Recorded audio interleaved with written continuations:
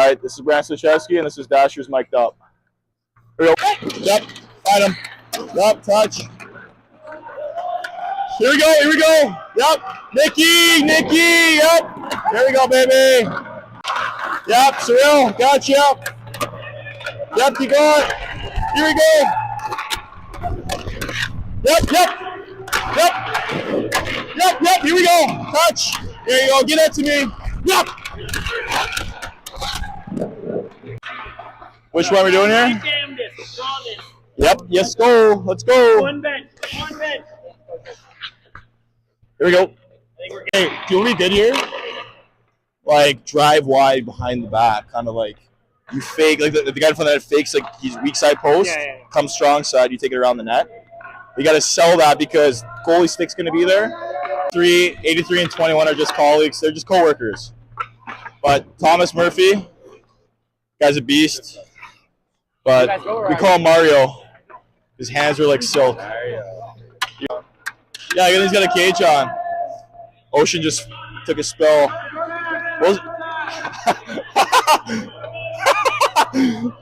Gags, watch this guy in front of the net. Unbelievable. Probably the best looking guy in this league, for sure. Took a fucking practice a couple days ago. Made me even hotter. It's crazy. At the boy. Oh yeah, Gags. There you go, baby. So sorry. Your apartment, 323 is out of control, eh? No, they just. You guys are jealous. You guys are jealous because you guys don't have fun. What are you talking about? We have Sal in our apartment. Of course we have fun. Yeah, that's it. I'm just a lunatic right now. I haven't taken my stick in like a week. It's bad. Manja's on one stick. Oh, we just gotta get the hands going and drill. Nope. Don't got it, girl. Single, baby. Those legs are bigger than Sal's, too. Those things? That bench weighs more than Sal as well. You're just hot right now, eh? Hi. Sal. How you doing? Ew! Jaeger! Sal, you got the hard green light right now. Dev said you had green light. Thank you, baby. Oh. Red room. Come back. I forgot Red room. Ah! No! This is the fastest guy in the league. Nikolai Saloff, a.k.a. the Yamander. Yegor, did you eat any of the... This is unbelievable. We got that. Yeah, Yegor, I heard that you like strawberry-covered chocolate. Or chocolate-covered strawberries. Is that true? Did you eat some of them, at least? You have some? Looks even hotter right now. Gags, you're unbelievable, dude. Right? You know, AJ Tessera, our fearless leader. He brought me in here to Danville, and I love it here. Nothing gets me fired up. I love Danville. Street Cafe. Shout out Gilbert. Shout out Gilbert. They give you the power to be your own boss. But I do love being here. Very grateful for the opportunity here. And I love this city. I think I'm going to move here. I just love the boys. Feeling very grateful right now. Just feeling very grateful for everything right now. Love the boys, love the fellas. Get to play hockey every day, why not? Yep, life's not that bad. Ready? Right, here we go. Tess, yeah, let me know your favorite thing about living in Danville, Illinois. And playing for the, just being part of Backdoor Pizza. Backdoor Pizza. Karen and Backdoor Pizza. Grandma, shout out. Shout out to Grandma. Shout out to Grandma. She is such an amazing human being. Always hooks the boys up. Introducing the greens. DK put colors on, red or blue. We got the green. Rules, I want you PK. No. Oh, get him out here. You're power play guy. Yeah. Green. Dude, when Devin wears those Hey Dudes, like, hey, you know it's a good day when Devin wears Hey Dudes to the rig. Oh, this is a goal. Like, this is kind of big, eh? A little bit. They were like XL. I don't know. They're brand new. I'm just too. Maybe it's too small. I don't know. As I was saying, Justin Brosnan, future mayor of Danville, he's right now just getting his electoral votes in. So make sure you guys vote for him, because we are. Yeah, you're trying to be mean. Hey, vote for Justin. Stop up. Yeah, Trey, keep cheating. Get out of here. Hey, I'm PK4, right? I'm PK3, I think. So really that means I'm never out there. But a couple clicks for Dev, you know. Best commentator in the league. Coming here as a first-year guy coming out of UMass. So you know he's dangerous. But awesome dude. So happy to have him here. I want to say shout out to him. Yags, remember I said if it goes to the left side, you go to the corner. Right side, go to the corner. If you can't get there, I'll jump for you. We'll switch. Yeah, babe? Oh, no. Here we go. What do we got? Sal is 120 pounds soaking wet. That's the thing. Look at him.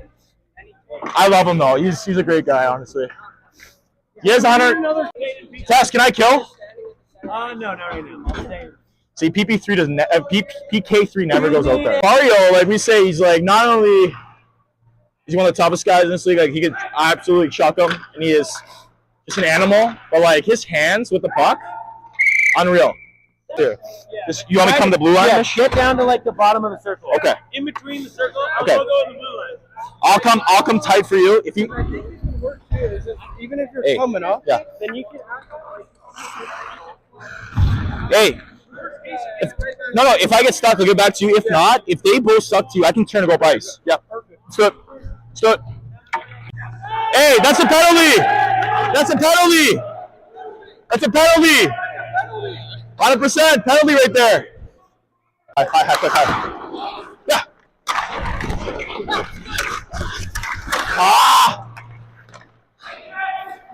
I think my hips are broken after that.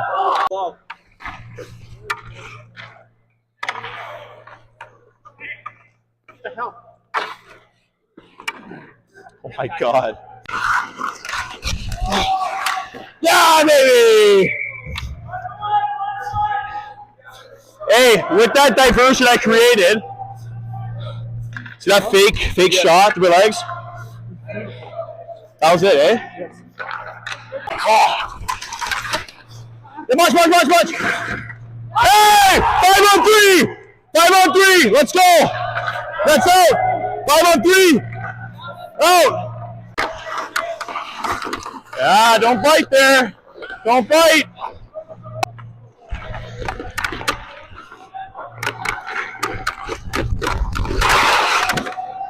Ah! I gotta go again.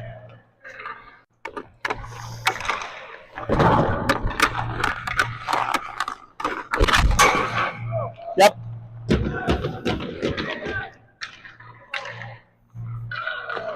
That's a wrap. We need a family on 3. Here, bring it in tight, boys. Tight. Familia. Tight. Stay close. I love you, boys. Yeah.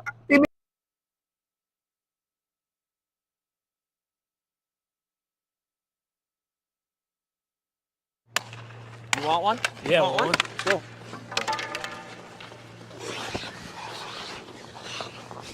A Riggs Brewing Co. Dasher IPL, locally brewed in Illinois. Ooh, can I try?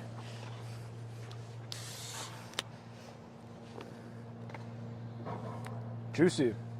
Only $6 at the Dasher games. Ooh, I would never buy another beer at the Dashers game other than that one. Me neither. Hey! Get him! Hey! I could get used to this. Oh yeah.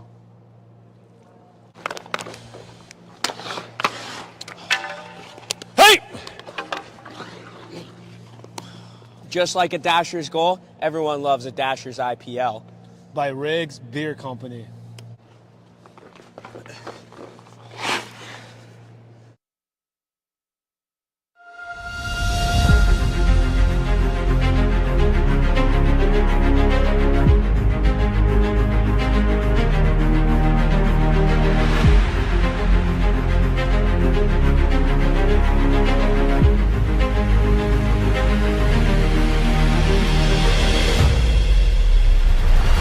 The bucket off, still feeding him right. Trachenko off balance, down he goes.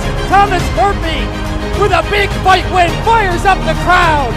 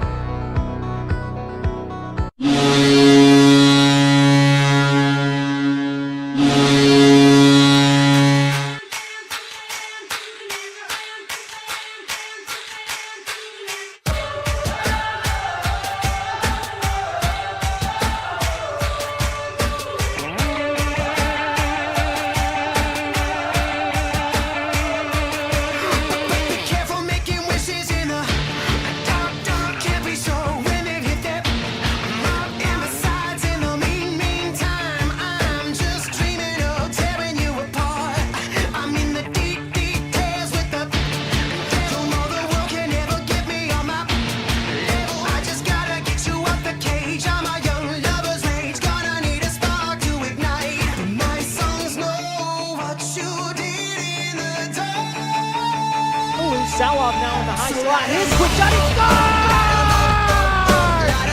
Nikolai Salov! Oh my goodness! Some bomb right hands in front of the Dasher bench. Pulls his helmet off, still goes. Now Jawan Davis, his first shot, he scored! Jawan Davis, through the circle to his backhand, moving in, he scored! Blake Sewardson, how you doing? Firing up the crowd. Zach Horn in all alone with a breakaway. Walks in, shoots, scores! Zach Horn!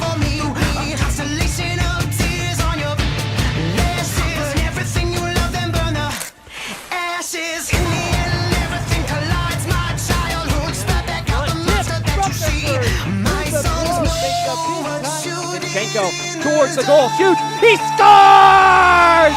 Bogdan Zinchenko restores the lead. He's at second of the season, goes over the top of the right, a couple more rights to Greco, takes him down and pounds him.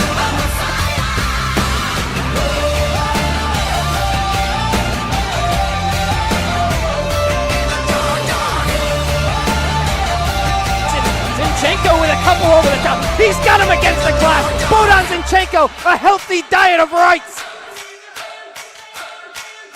My songs know what you did in the dark. My songs know what you did in the dark. So light 'em up.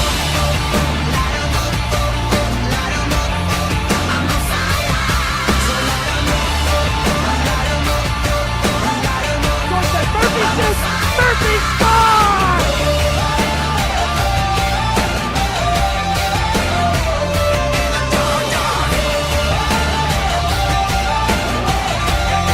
Brosnan who shoots, he scores! Justin Brosnan, the captain.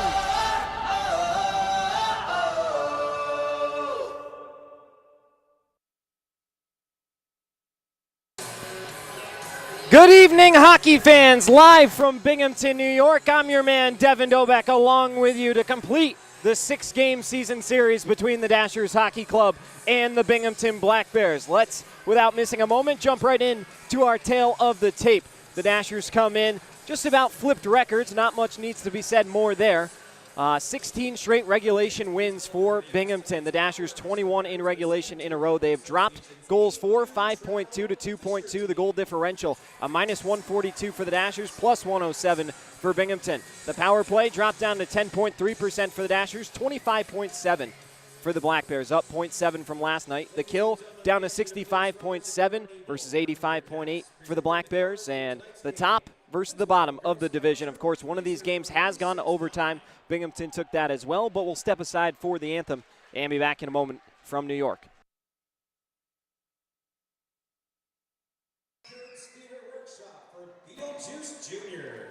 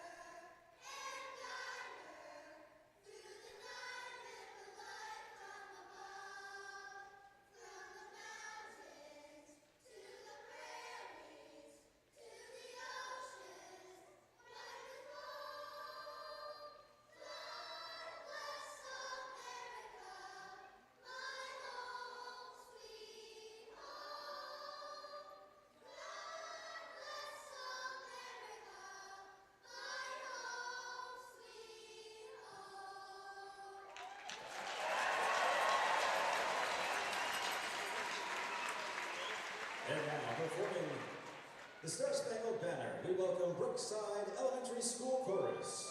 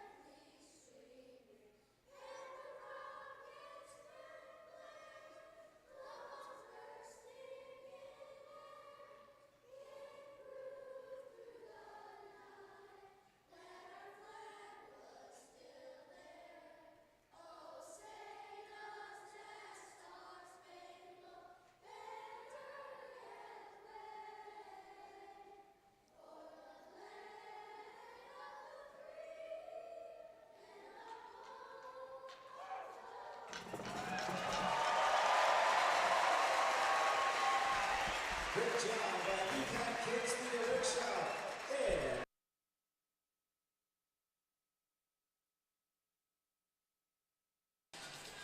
And And with that, we welcome you back to Binghamton, New York. Devin Dobeck along with you, the Black Bears, the Dashers, all coming up in a few moments. Let's take a look at tonight's starting goaltenders. Connor McAnanima between the pipes for the Black Bears, a guy who needs no introduction. 6'1", 185, the Agawam, Massachusetts native, leads the league in wins with 23, second in shutouts with 3, third in goals allowed against at 2.15. Was named the goaltender of the month in December, second-year Black Bear Cup champ, a guy who is undisputed the number 2 goaltender in the league behind Mario Cavalier from the Carolina Thunderbirds. But he is going to have his hands full tonight going up against Parker Rutherford, 5'10", 215-pound rookie out of Fort Wayne, Indiana.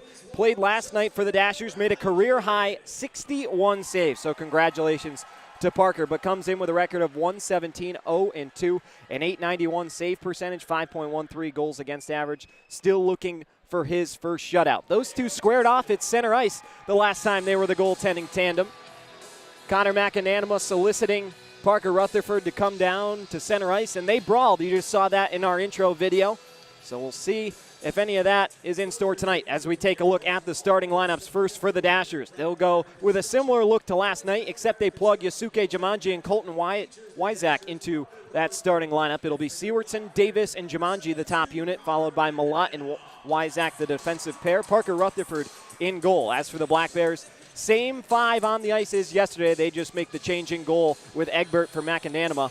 But Thompson, Kirkby, and Oliveri, followed by Bond and Stone the pair, with Connor McAnanima in between the pipes. But we're getting ready for puck drop here. One last look at the Dashers starting lineup before we get going here. Flag has left the ice. The elementary school, which did a great rendition of the anthem, has departed, and we're ready to play some hockey for the second time in 2 nights out here in upstate New York. Should be a fun one. We're certainly looking forward to it.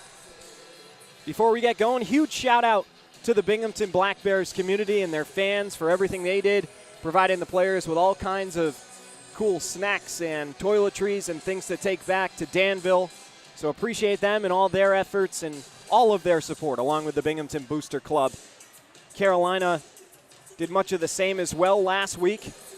So appreciative to both those fan bases for everything they've done to help out the Dashers. But we're getting ready to go underway here.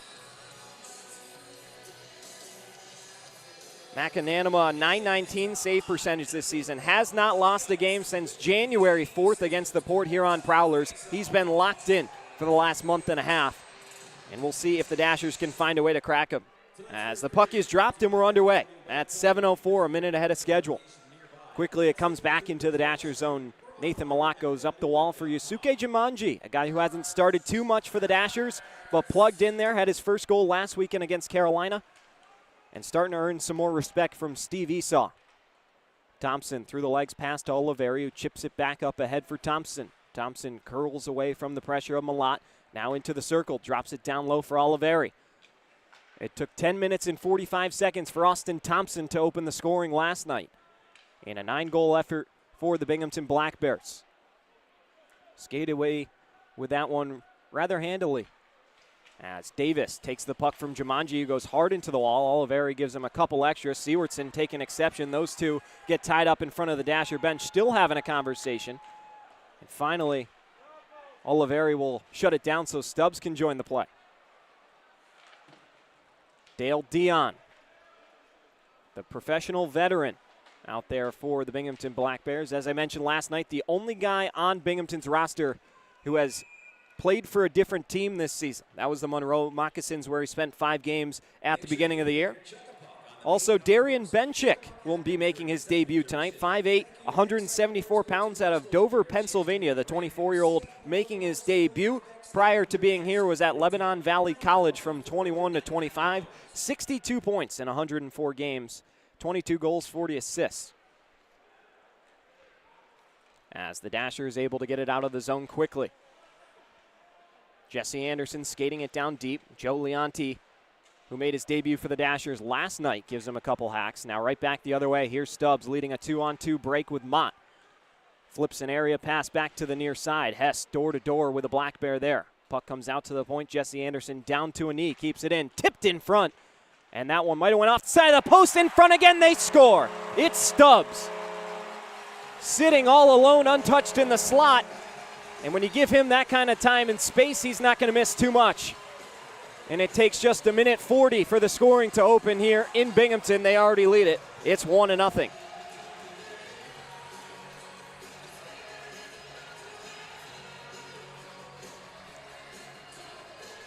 If you're the Dashers, you got to put an emphasis on clearing out the area outside the crease. Binghamton's so deadly when you give them space to shoot in the shooting lane. So we'll see how the Dashers can respond, but already Binghamton with an early lead. Dashers shut out for just the 4th time all season last night.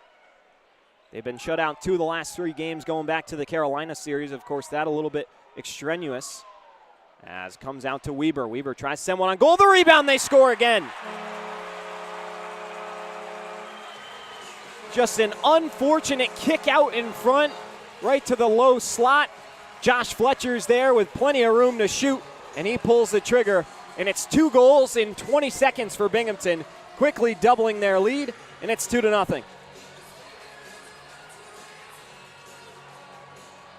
Can't ask for much better of a start if you're a Binghamton Black Bears fan. The Dashers, however, need to find a way to keep this game from becoming a boat race early. Binghamton with just 3 shots on goal, but 2 of them have been past Rutherford.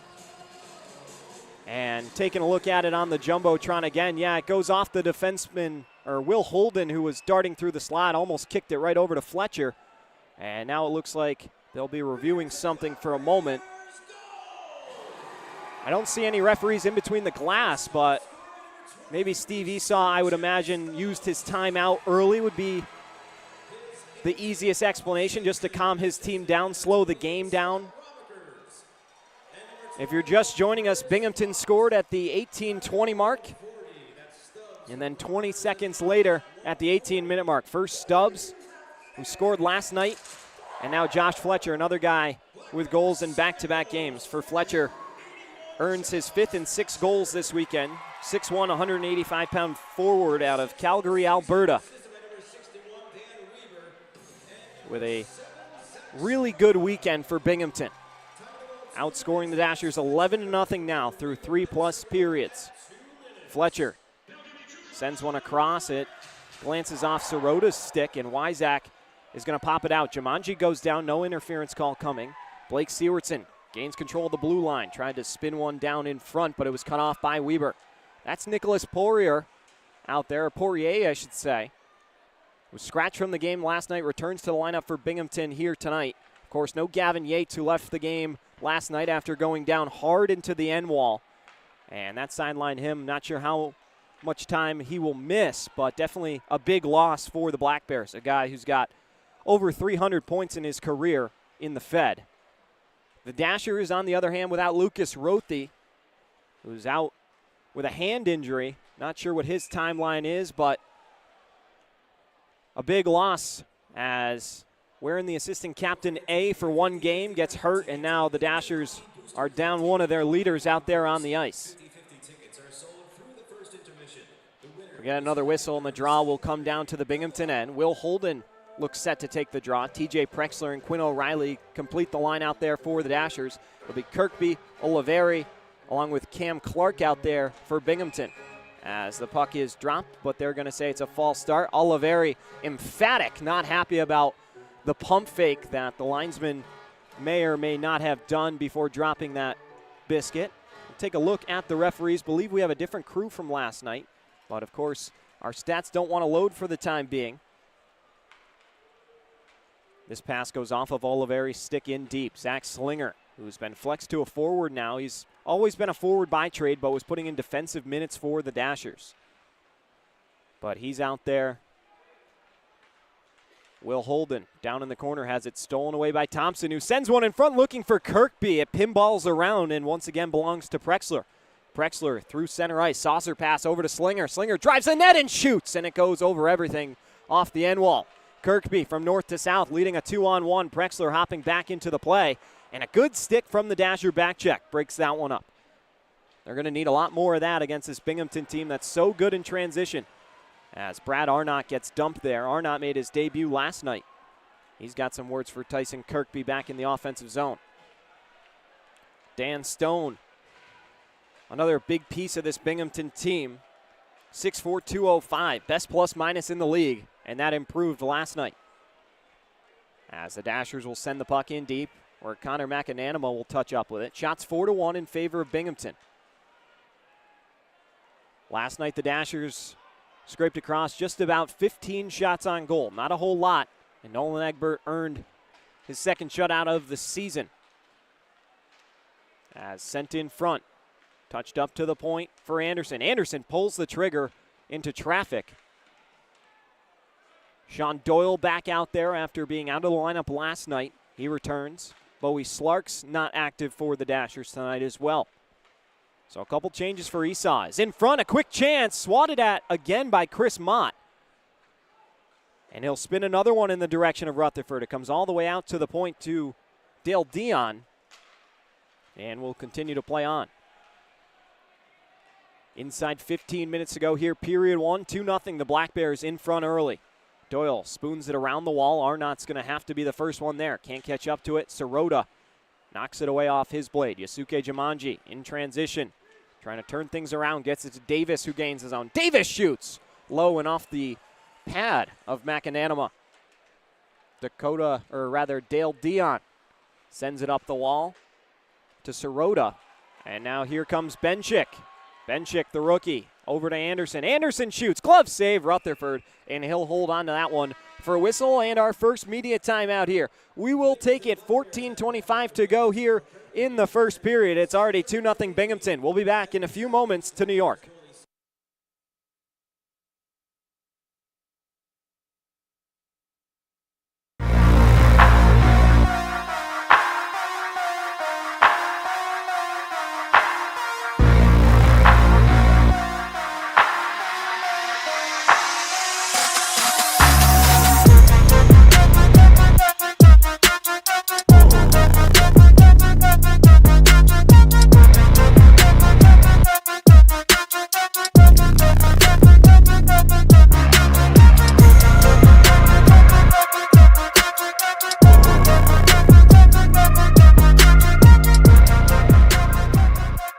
Bush Guide, cold and smooth survival skills. Hello? Should you become stranded, be ready to signal rescuers. Bush.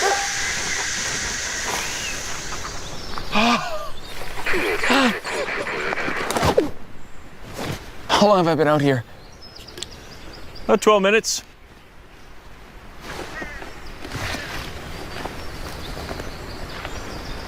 Head for the mountains.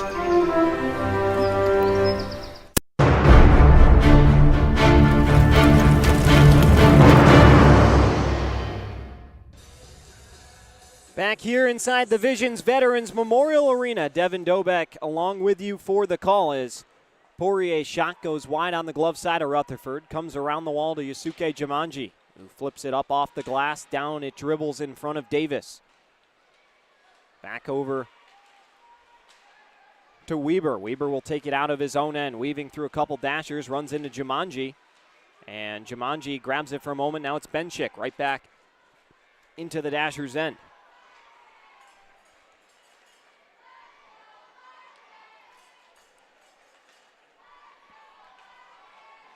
Inside 14 minutes to go here in period one. Puck finds a stick of Malott, who goes over to Slinger. Now Prexler, quick pass over to Will Holden. Holden driving in, might be all alone. The backhander goes off of McAnanama. Not sure Holden got a shot away, as now we'll send it up to the point. Pierre-Louis tried to shoot one, but the step may cause trouble. 2-on-1 numbers for the Black Bears. Poirier walks in, and they're going to say he was offside. So the Dashers catch a break, and the draw will return right back outside the blue line. But such a historic arena here. Another close to sellout of about 5,000 fans right here in the Visions Veterans Memorial Arena. Quite the resume. Started with the Broom Dusters of the NAHL in 73-77. Followed by that, it was the Whalers, or the Binghamton Whalers and Rangers from 77 to 97. And then the BC Icemen of the UHL from 97 to 2002, the Binghamton Senators of the AHL, then the Binghamton Devils briefly before hosting the Black Bears since 2021.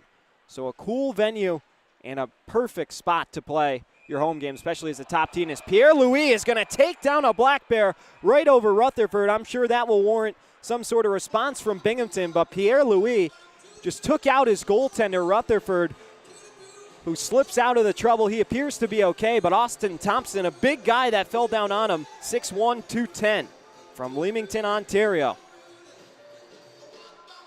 As everyone gets untangled, we'll see if there's going to be any call on Pierre-Louis, and he looks like he's going to be able to skate out of there with no harm done.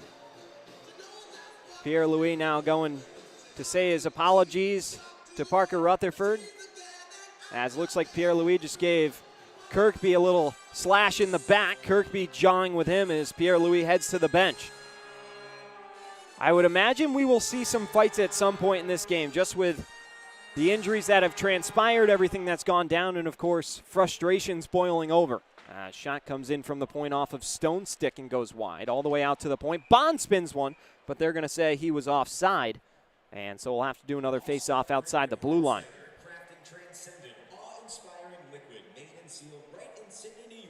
Binghamton last night's had their 25th game of 5 or more goals, which is just an incredible mark when you really put your mind to it.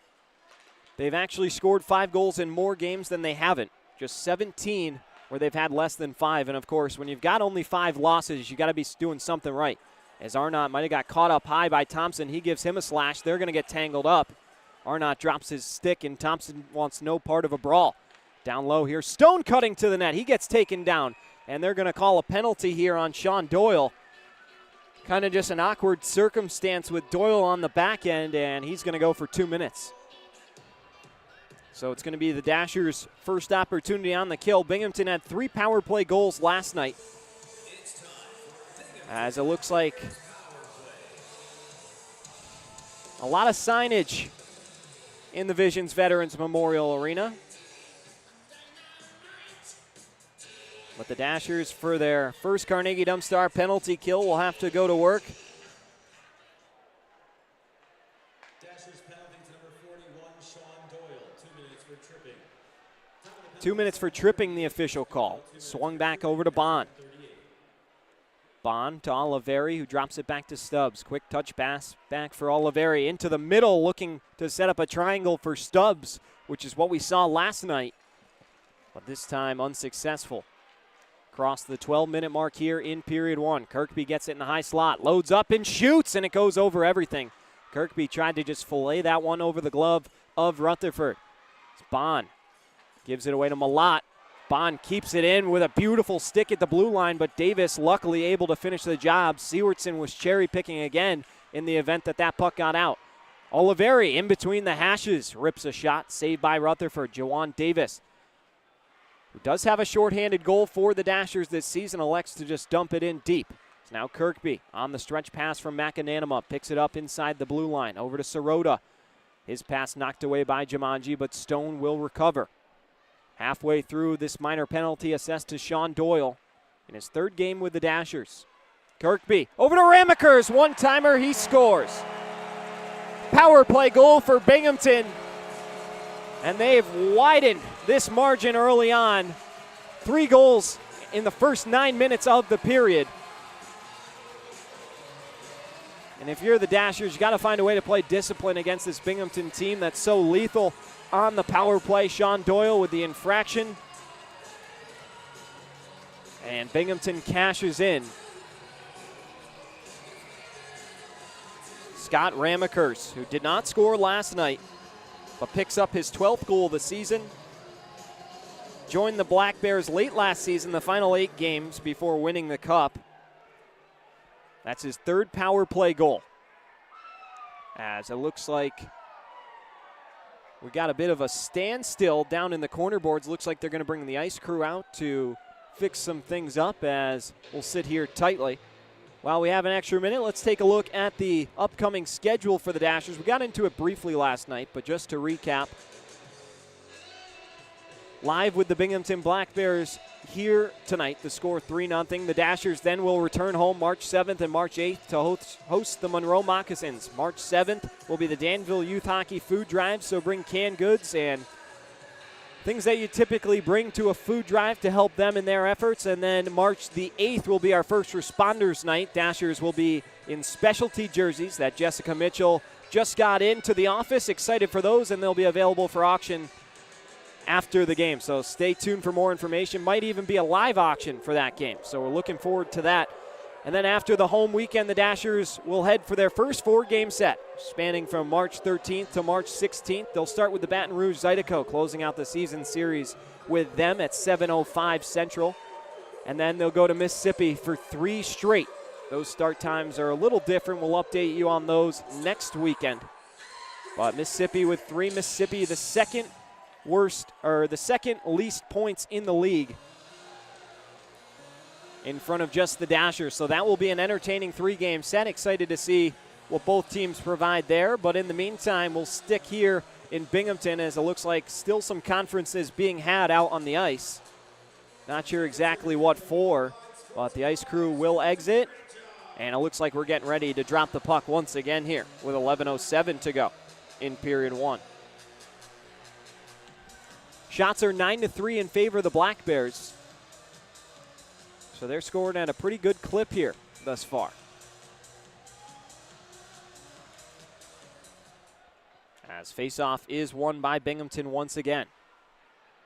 Across the 11-minute mark now. Comes back to Nathan Malott, who goes back to Wyzak. Colton Wyzak, the St. Thomas, Ontario native, will dump it on in, taking a Binghamton stick with him. Weber whacks it around the wall up to Malott, who sends in a shot from the point, deflected down by Cam Clark. Clark, a drop pass for Poirier. Poirier slams on the brakes and goes right instead of left. Up over to Fletcher, who scored the second goal for Binghamton tonight. Now Benchik lost it entering the zone. Regains it, gives it over to Weber. Weber lost control. Poirier back over to Weber. Weber tried to center, took a funky bounce, and Rutherford had to make an uncomfortable-looking save. It's Prexler now. Loses the race to Poirier. Malott back across to Wyzak. Wyzak will flip it up into the neutral zone, where it's kicked to Malott to his forehand, or rather Mott in his forehand. Mott will go chase it down with Wyzak. 21 collides with 21. Now Cam Clark scored the first goal of the third period for Binghamton last night, making it 6-0 out there. Gets one of his first few touches. Poirier, another shot that Rutherford turns aside. And the Dashers are able to clear the zone out to center. Across the midway point here, as Bowie Slarks is active tonight. My mistake on that one, but getting his first shift out there for the Dashers. Nice pass from Dale Dion, who then runs over Slarks in the corner. Ramekers dropping one back over to C.J. Stubbs, slammed into the wall by Cody Hess. Cody Hess participating in just his 3rd game for the Dashers this season. As Ramekers' tip didn't get on goal. But Cody Hess, native of Decatur, Indiana, 33 years old. He's got his wife and child watching back home. Got to be pretty cool to see your dad play in Binghamton. Pretty cool venue, and not a bad spot to play pro hockey is. Bowie Slarks digs it out of trouble. He'll carry it up the near side before dumping it in. McAnanima with the stick will play it back past Slarks.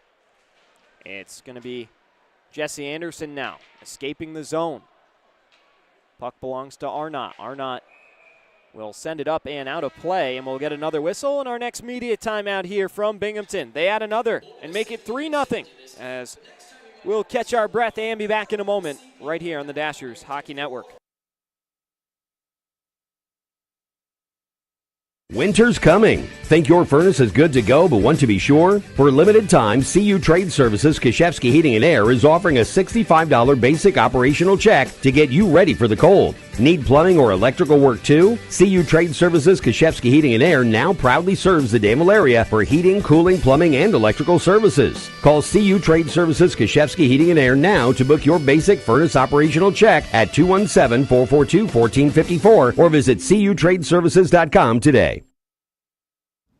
Toyota of Danville is car shopping made easy. They provide a vast selection of new and used vehicles along with exceptional care. Car loans and financing are also available. Toyota of Danville prides themselves on their commitment to amazing customer experiences. They also have a service center to ensure the vehicle you purchase will be up to par and on the road for years to come. While you wait on service or parts, they have a wide variety of thoughtful amenities to enhance your experience. Come on down and see what Toyota of Danville can offer you. Toyota of Danville is located at 2106 Georgetown Road in Tilton, Illinois. You can search their new and used vehicles or parts inventory online. Feel free to schedule a visit for service. Visit toyotaofdanville.com or call 217-442-8474 to learn more. Toyota of Danville. Back underway here as Rutherford almost immediately sees another shot. And we'll get another whistle for a face-off. 8:37 to go here, period one. The shots are 13-3 in favor of the Black Bears. They also have a 3-goal margin here early on, as the Dashers will take the liberty of just dumping this one deep into the zone, and that will be ruled as an icing, and the draw will return right back to where it just was. Thanks for spending another Saturday night with us here on the Dashers Hockey Network. Devin Novak, happy to be along with you. Sticking with you here and the Dashers, as Kirkby and Sewardson will do it. Haven't seen much of Zach Horn tonight early on. Not sure exactly why that may be. I know he's gotten a little bit of time, but not as much as we're used to seeing from the 25-year-old. Jumanji touches it down low to Jawan Davis. Davis, a nice move behind the goal to get left free. Thompson has it dug out of his skates, and Jumanji has his pass go errantly wide back over towards Rutherford. Wyzak for Slinger, back over to Wyzak. He'll carry it out of his own end through the neutral zone. Dump it in on McAnanama. It deflects over to Sewardson. Sewardson very patiently holds. Looking in front, Jumanji gets it on goal. A couple more stabs at it, and then he's going to catch a little shot in the face from Dakota Bond. Jumanji with a beautiful opportunity in front, but just couldn't find a spot for it. In too tight to get it up. And he'll skate back to the bench for a line change. McAnanama looks strong early, stopping all 5 that have come in his direction. 20 shots followed by 29 shots, followed by 23 shots in the periods respectively for Binghamton last night. The most shots the Dashers have faced in a game all season was the 70 that were recorded on the stat sheet. And Binghamton's statement victory. It's another shot goes around the goal all the way to the near side. In the corner, Holden in a quick puck battle. Prexler now defending Bond at the point, who chops it to Oliveri. Oliveri back out to Bond at the blue line. Bond through traffic shoots, and it goes up over the goal. Looked like Rutherford had a little trouble seeing it, as Wyzak will take it low down behind the end line. Start things up over to Malott. Closing in on the 7-minute mark here in period one, as a collision down by the bench between Malott and Oliveri, and the Dashers will get the puck deep. Dan Weber behind his own goal. St. Joseph, Minnesota native, starts things out to the near side for Cam Clark. Back over to Fletcher. Fletcher finds Clark, cutting through, beautiful, between the legs, Deke, to get past Arnott. And now another shot from Poirier comes in. Dashers will clean out the crease, and we'll get another whistle with 6:38 remaining in the first period. Rutherford with a couple big saves there.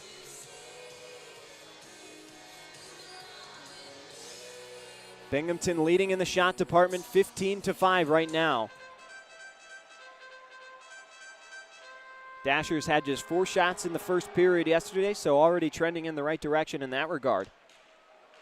As another quick opportunity, Rutherford scrambling over to his right. Luckily, the chance gets negated. Arnott tied up with Clark. They'll continue to joust with each other in the corner. Surprise, no call on Arnott there. He gives it away to Poirier, who goes across the blue line to Weber. Weber closes in and shoots, and Rutherford swallows that one up for another save. And now Sirota gets tied up with Sean Doyle, throws him in a headlock briefly, and the referees will split them up. Bowie Slark's down in the middle of everything as well. .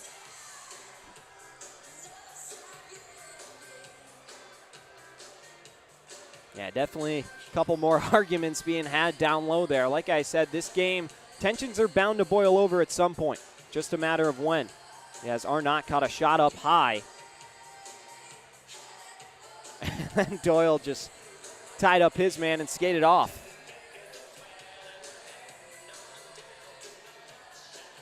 Blake Sewardson and Josh Fletcher set to take this face off. And it's going to be won by the Black Bears. Out to the point for Weber.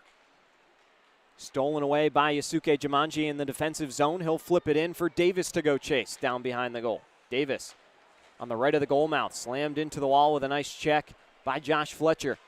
Jumanji couldn't get it down deep again. Clark has it stolen away by Jumanji. Jumanji just got slashed his stick out of his hands. No call from the officials. Watching right there. That's one that they absolutely missed. It's down low. It comes to Sirota. Zach Sirota spins away from the pressure of Jumanji. Sends one in front. It took a funky bounce, and Rutherford had to knock it away. Anderson now pinching in down low. It goes all the way through Rutherford. Back across. Ramekers picks it up. Now Anderson in the slot. Shoots, but it was in traffic. Still loose, and somehow he missed the net. Rutherford was down on his back. Another drive from Ramekers comes in. Rutherford makes the save, and Davis gets it out into the neutral zone. But this game was inches away from being 4-0 Binghamton. As now Mott has his shot deflect up and off the glass behind the goal. Back out to Stubbs, who tries to reel it in, but Jumanji knocks it away from him. Prexler with a nice touch gets it out of the blue line, and now him and Sewardson will lead the 2-on-2. Quickly, Binghamton catches up. Sewardson, quick release. Couldn't get it through Anderson. Stubbs has it taken away by Jumanji. Dashers hold the zone with a good play by Slinger. Prexler looking to backhand one. He's got it on his forehand now. Shoots, and McAnanama makes the save, and the puck is cleared. Inside 5 minutes here in period one. Pierre-Louis behind the end line having his stick held by Stubbs, but he's able to muscle it out. Ramekers goes back over to the far side for Stone. Knocked out of the air by Kirkby, trying to dribble it along with him. Couldn't get it back out to the point through O'Reilly. Slinger ties it up on the wall, looking for help, doesn't get it. Kirkby out to the point for Stone. Tiptoeing the blue line over to Bond. Bond finds Thompson, back over to Kirkby. Swing and a miss. Kirkby might have tried another Michigan there, as he did last night behind the goal. Now Hess able to glove it down to himself. Looking for Holden. Holden now at the blue line gets tangled with Bond. Bond will reset back in his own zone with some pressure from O'Reilly right behind. Here's Cody Hess again through the blue line. Throws it off of O'Reilly. O'Reilly looking back for Hess off the wall. Arnott's drive. Might have caught a piece of the blocker of McAnanama and comes all the way back to the Dasher end. Shots are 19-7 in favor of the Bears. Doyle stretch pass to Hess. Touched in deep. McAnanama forced to make another save. Jumanji flanking Stone. Good forecheck from Jumanji. That's what he really is best at, is penalty killing and forechecking. And definitely an asset for the Dashers in that regard. Oliveri back to Thompson. Oliveri then turns it over back to Jumanji. 2-on-1 for the Dashers brewing. Jumanji with Sewardson. Jumanji toe drags and shoots, and he missed the net. Another good opportunity for the rookie out of Japan as we get another whistle for offside, and that will take us to our final media timeout of period one. Binghamton still in front by 3. Back in a moment. Midwest Asphalt specializes in a wide range of services, including asphalt contracting, which includes seal coating, line striping, and patchwork, earthwork, like grading, foundation work, excavation, sewer and water services, and site clearing, concrete services for walls, floors, foundations, sidewalks, and parking lots, and property demolition, industrial, residential, commercial demolition, and concrete removal. They are locally owned and operated by highly trained professional crews with emergency services available. Visit MidwestAsphaltCo.com to request a free estimate or call 217-446-3350. Gilbert Street Cafe serves breakfast, lunch, and dinner. They offer all of their menu options at any time of the day to satisfy any mood you find yourself in. They offer a variety of your favorite salads, sandwiches, burgers, and Italian dishes. Gilbert Street Cafe is a casual-style family restaurant in a comfortable, modern, and friendly environment. They are open 7 days a week from 7 a.m. to 8 p.m. Feel free to place an order online for takeout or come and dine inside. Their friendly staff will greet you as part of their own family. You can call at 217-213-6169 or visit 628 North Gilbert Street in Danville. Gilbert Street Cafe is a proud sponsor of the Dashers Hockey Club.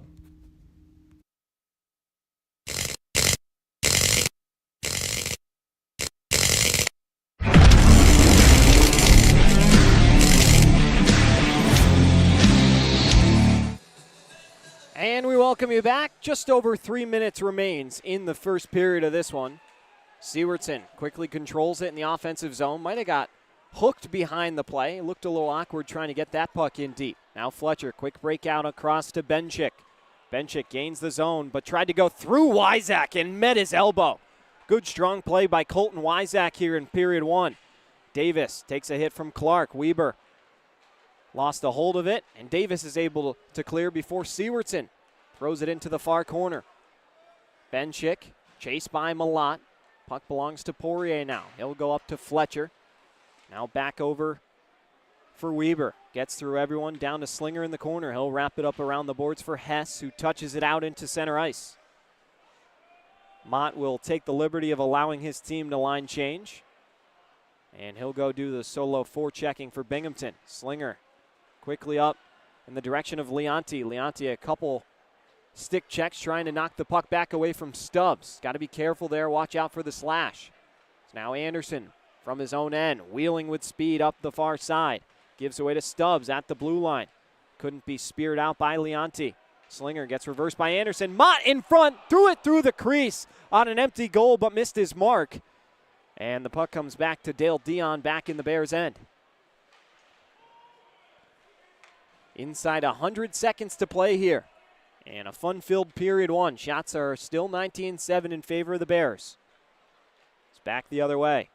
Mott dropping it off to Ramekers. Ramekers sends it over to Anderson. Streaking in, shoots, and Rutherford makes the save. Puck goes back up behind the end line. Out to Stubbs. Stubbs pinching over to the near side. Cut off by Prexler and sends it in deep.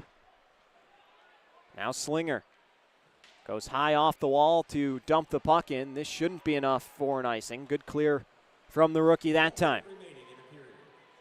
Brad Arnott now handling it in his own end. Sauces one into the neutral zone for Prexler. Avoids the hit of Anderson, but at the cost of giving up the puck. Doyle now with inside a minute to go. Will just dump the puck in with his team being offside and having to touch up. Back over it goes to Dale Dion. Austin Thompson gains the line. Oliveri looking for Kirkby, who redirected one on goal, and Rutherford forced to make another good save. Arnott runs into Oliveri on the far side wall that time. Kirkby has it taken away by Rutherford with a good active stick.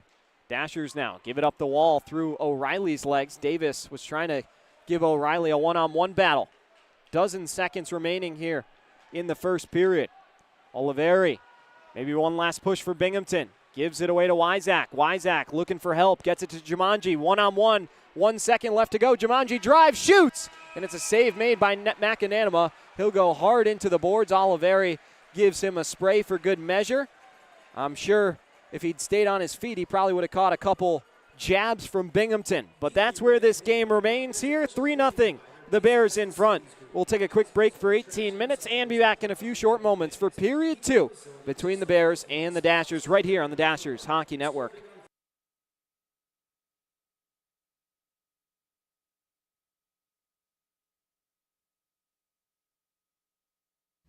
Nuts About Bolts is a family and locally owned hardware store that has been open since 2015. Offering a wide range of products, they have the missing piece for your next project. If they don't have what you're looking for in stock, they can happily order it for you. Nuts About Bolts offers delivery services with no minimum purchase amount required. They take pride in their prices and friendly service. First-time customers get 10% off their first purchase. Additionally, Nuts About Bolts accepts returns up to 30 days after your purchase. They are open Monday through Friday from 7:30 a.m. to 4 p.m.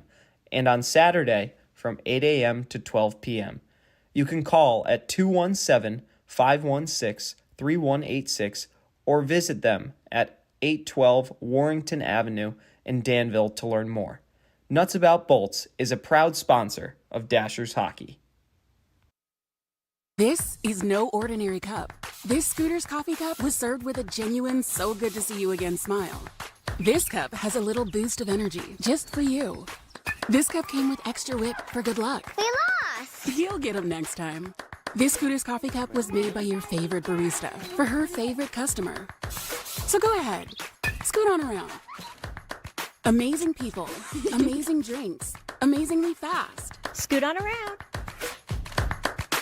We know a lot of people are hurting right now, and the Gold Rush is here to help.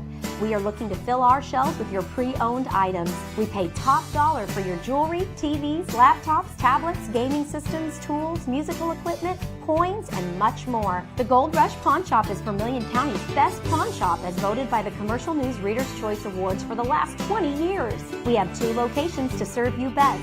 The Gold Rush at 20 North Hazel Street in Danville, and Gold Rush 2 at 41 East Main in Champaign. Toyota of Danville is car shopping made easy. They provide a vast selection of new and used vehicles along with exceptional care. Car loans and financing are also available. Toyota of Danville prides themselves on their commitment to amazing customer experiences. They also have a service center to ensure the vehicle you purchase will be up to par and on the road for years to come.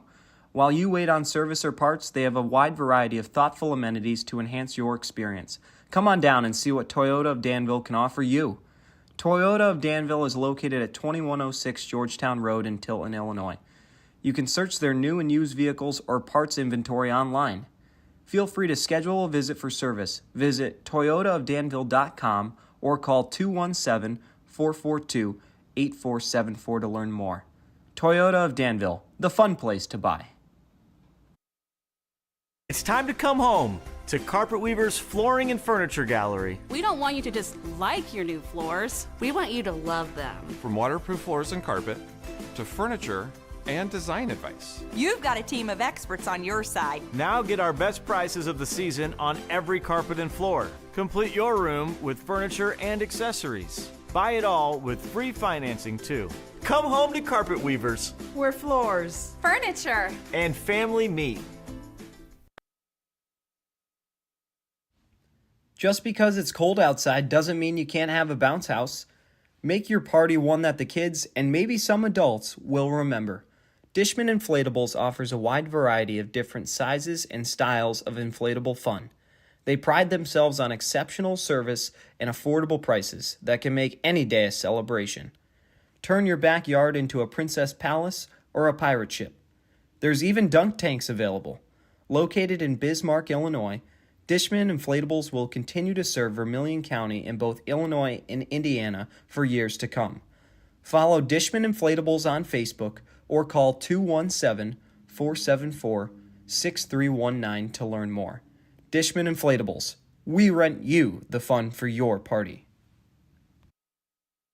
Wilson's Complete Auto and Transmission LLC has been a full-service auto repair shop in Danville, Illinois since 1955. They specialize in full-service auto repair, transmission, and brakes. Their technicians have years of experience and are ASE certified. They're looking forward to growing their business and continuing to serve the Danville and surrounding areas. They'd like to personally invite you to stop in today for auto repair and maintenance. Visit wilsonscompleteauto.com or call 217-442-3382 to learn more. Watchfire empowers businesses to stand out, differentiate themselves, and create a strong market presence. They have developed an advertising solution capable of delivering affordable, effective, and immediate communication that drives revenue. Every aspect of their display hardware, content management software, and ongoing services are built around giving you the greatest tools available to help grow your business.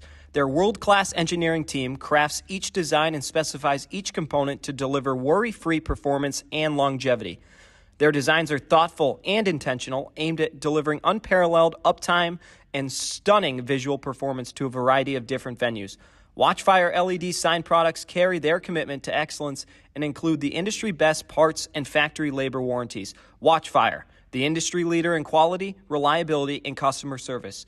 Visit watchfiresigns.com or call 217-442-0611 to learn more. Winter's coming. Think your furnace is good to go but want to be sure? For a limited time, CU Trade Services Kashevsky Heating and Air is offering a $65 basic operational check to get you ready for the cold. Need plumbing or electrical work too? CU Trade Services Kashevsky Heating and Air now proudly serves the Danville area for heating, cooling, plumbing, and electrical services. Call CU Trade Services Kashevsky Heating and Air now to book your basic furnace operational check at 217-442-1454 or visit cutradeservices.com today. Sleep Inn and Suites in Danville offer a simply stylish sanctuary near the Danville Area Community College. Their wide variety of amenities and accommodations make it the place to stay for anyone. Make yourself at home in one of their 76 individually furnished guest rooms, featuring refrigerators and microwaves. Your pillow-top bed comes with premium bedding. Wired and wireless internet access is complimentary, while 32-inch flat-screen televisions with cable programming provide the entertainment. Private bathrooms with showers feature complimentary toiletries and hair dryers. A complimentary full breakfast is served on weekdays from 6 a.m. to 9 a.m. and on weekends from 6:30 a.m. to 10 a.m. Conveniently located off of I-74, they are also within driving distance from several local sites and destinations, including Bunker Hill and Kennecook County Park, the David S. Palmer Arena, and the Village Mall. Looking for a delicious way to enjoy a healthy beverage? Stir Nutrition is Tilton's new healthy hangout. They provide a wide selection of protein shakes, energy drinks, and protein coffees of various sizes and flavors. They also have seasonal specials to fit the vibes just right. Come on in to meet the friendly staff at 1770 Georgetown Road, Suite B in Tilton, Illinois to see for yourself or call 217-703-1374 to learn more. Gilbert Street Cafe serves breakfast, lunch, and dinner. They offer all of their menu options at any time of the day to satisfy any mood you find yourself in. They offer a variety of your favorite salads, sandwiches, burgers, and Italian dishes. Gilbert Street Cafe is a casual-style family restaurant in a comfortable, modern, and friendly environment. They are open 7 days a week from 7 a.m. to 8 p.m. Feel free to place an order online for takeout or come and dine inside. Their friendly staff will greet you as part of their own family. You can call at 217-213-6169 or visit 628 North Gilbert Street in Danville. Gilbert Street Cafe is a proud sponsor of the Dashers Hockey Club. Jocko's features legendary pizza and so much more. Imagine all your favorite ingredients piled high on Jocko's crispy, crackery thin, or New York-style crust, plus many delectable signature pizzas. Jocko's award-winning loaded farm-fresh salad bar has the best selection in town and goes perfect with their daily homemade soups. Our extensive menu is comprised of a large variety of appetizers, hearty sandwiches, several entrees, including savory pasta and luscious desserts, wet your whistle signature wines, and craft beer specials. There is always something new to discover at Jocko's, so don't miss our daily and monthly specials. Kids of all ages will love the model trains and daily games on the big screens. We welcome groups of all sizes or enjoy the comfort of a homemade meal in the convenience of your home or office from their bountiful selection on the catering menu. Jocko's, rocking your taste buds since 1972, Gilbert and Williams, Danville, Illinois. The solar industry has come a long way since it got its start. With lower installation costs, greater output and storage options, and financial incentives for getting started, now is a great time to add solar to your home. Rector Solar and Roofing is your neighborhood authority in the solar industry. They are experienced roofers who know the value of solar and strive to put it to work in our community. They can dispel the myths surrounding solar and give you trusted advice that's accurate to your home. Visit rectorsolar.com to request a free quote or call 217-281-7000. Midwest Asphalt specializes in a wide range of services including asphalt contracting, which includes seal coating, line striping, and patchwork, earthwork like grading, foundation work, excavation, sewer and water services, and site clearing, concrete services for walls, floors, foundations, sidewalks, and parking lots, and property demolition, industrial, residential, commercial demolition, and concrete removal. They are locally owned and operated by highly trained professional crews with emergency services available. Visit MidwestAsphaltCo.com to request a free estimate or call 217-446-3350.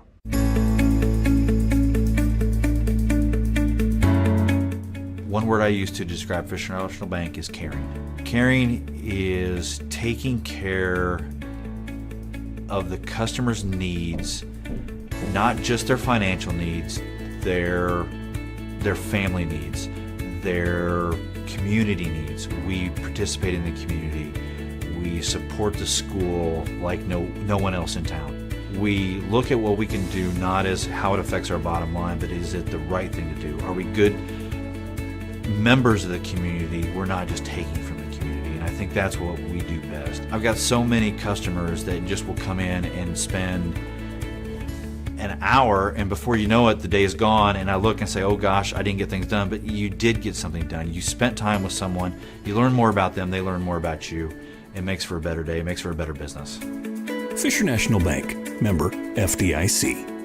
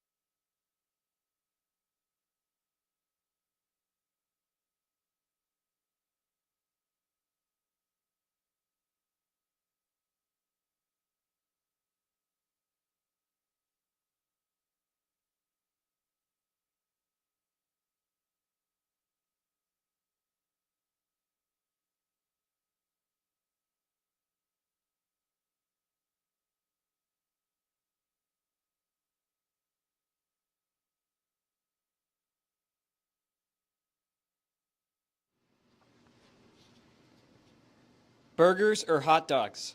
Burgers. Wintergreen or spearmint? Wintergreen. Tim Hortons or Dunkin'? Timmy's. White jerseys or black jerseys? Black Jays. Top corner or low blocker? Low blocker. Goalie goal or goalie fight? Goalie fight. Wet gear in practice or game with skate tongues out? Wet gear in practice. Win an Olympic gold or win a Stanley Cup? Well, that's a tough one. Stanley Cup. Pre-game coffee or pre-game energy drink? Pre-game coffee. Shout out Mad Goat. 50-50 raffle or chuck-a-puck? 50-50. One-timer or breakaway? Breakaway. Casual celly or electric celly? Electric celly. McDonald's or Burger King? McDonald's. CCM or Bauer skates? Bauer. Power play goal or shorthanded goal? Oh, both are good. Power play goal. Russia or Canada? Canada. Cage or fishbowl? Fishbowl.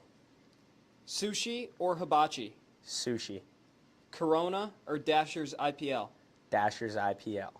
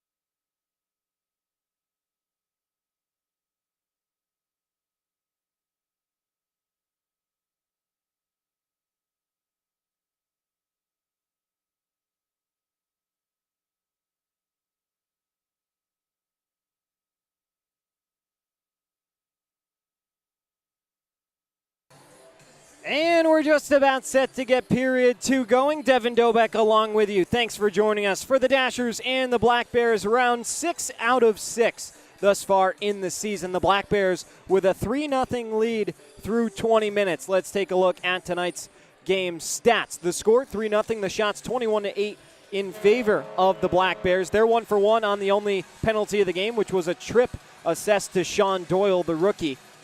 But Binghamton with their 4th power play goal of the weekend, that unit has been working, so the Dashers going to have to stay disciplined here. But taking you through the scoring summary, it was opened at a minute 40 into the game. C.J. Stubbs on a one-timer from the Scott Ramaker's feed along with Chris Mott made it 1-0. Then Fletcher, thanks to a bad bounce off a defenseman for the Dashers, made it 2-0 with the assist going to Weber and Sirota. And then finally, Scott Ramaker's on the power play gets one of his own from Kirkby and Anderson, and that's where we lie at 3-0. Still 40 minutes to play for the Dashers, and it typically takes at least 3 goals to win a hockey game. So if they want to have any chance to jump in, they're going to need Rutherford to be sharp, and the offense is going to have to get going. Can't just have 8 shots in a period and expect to compete with the team in the Empire's best. But we're just about set to get going once again here. Thank you for joining us. Devin Dobeck along with you from high above the ice in Binghamton, New York. Dashers are going to start out with Sewardson out there with Jumanji and Davis. Same opening line for them. Arnott and Wyzak, the defensive pairing. And then for the Black Bears, they're going to go with Oliveri, Stone, Anderson, Kirkby, and Bond, the exact same starting 5 they began with. And we're ready to get going once again here from Bingo as the puck is dropped and controlled by Blake Sewardson and the Dashers. Wyzak sauces one over to the far side for Arnott. Arnott stretching one out to Jumanji. He'll go in one-on-one. His backhander is turned aside by McAnanima. And already a quick shot for the Dashers. Just 13 seconds from when the puck was dropped. They're going to need a lot of pepper on the league's second-best goaltender, Connor McAnanima. We went through his numbers earlier, but a guy just so sensational. He's got 84 FPHL games in his career. He's got 52 starts in his career, a record of 42, 5, 0, and 5. Spectacular up and down the board for him. But the Dashers gave him a run for his money about 2 months ago as Kirkby dances in through the middle. Puck spits out to Oliveri, who guys to chop it into the slot. It's taken away by Davis, who stretches one out just out of the bandwidth of Yusuke Jumanji. And Kirkby back at center ice will dump it in deep to go chase. Wyzak behind the goal, wraps it around for Davis. Davis has a stick of Bond come flying in at him, turns it over. Kirkby now through the Black Bear at center ice, gives to Oliveri. On the entry, over to Thompson, whose rip goes up and over the goal. Tyson Kirkby with a team-high 31 goals this season. Had a hat trick last night for the Black Bears and was named the game's first star. Second star belonging to Dakota Bond, who earned points 100, 101, 102, and 103, followed by Nolan Egbert, who stopped all 15 shots he faced for his second shutout of the season. Here's Prexler, closed off by Bond pretty handily. And Jesse Anderson from north to south heads back the other way, enters across the zone, but they're going to say he was offside. Good eyes from the official. And with 18:30 to go, we'll have another face-off back outside the blue line. Only been one penalty on the sheet tonight. That was the Sean Doyle trip. But other than that, a pretty clean game. Definitely looked like there were a few calls missed from my point of view. But let the boys play is never a bad strategy in the FPHL. Dale Dion kicks it to his forehand and pounds it over to Stubbs. Sent in by Mott now. Ramekers picks it up on the backhand over in the corner wall. Shoved off by Malat, but maintains possession. Ramekers holding through the circle, now shoots. Didn't get all the way through, off Zach Horn. Going down on his own is CJ Stubbs, hard into the wall. But somehow the Black Bears are able to maintain possession. Here's Mott wheeling around, shoots. It kicks up in front of Rutherford, and he's forced to sweep it away into the end wall. Cody Hess now picks it up in the D zone. Skates it out and up to Slarks. Off his skate, it comes in deep, no icing there. Anderson around the wall to Dale Dion, who chips it up for Mott. Even numbers up ice for Binghamton. They'll dump it in to go chase. First one there, Zach Sirota. Sirota quickly shoved off the puck by Sean Doyle, and the Dashers will wrap it out of the zone. Cut off by Weber at center ice. He'll come right back in. Hess knocks it away from him briefly, but he maintains possession. Weber now curling away from Horn. Gives away to Malat, who shoves it up the wall to Hess. Hess a backhand pass right to the tape of Horn, who leads Slarks. Bowie Slarks will dump it in off a defender and now go chase down Fletcher.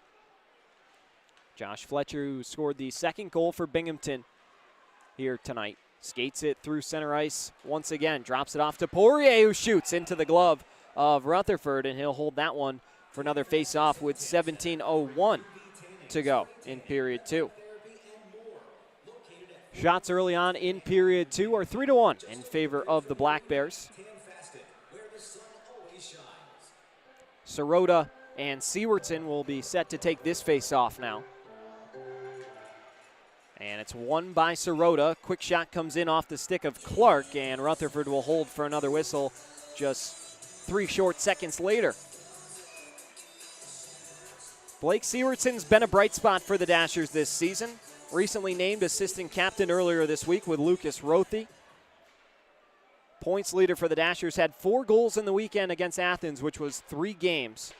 Also leads the team with 2 shorthanded goals and 3 power play goals. And the most points on the roster now with Bo Zinchenko being traded over to the Athens Rock Lobsters.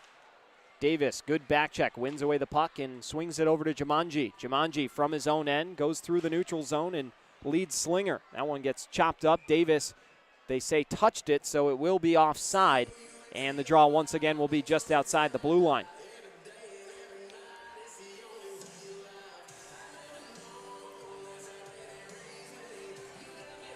Three minutes and 31 seconds gone by here in period two.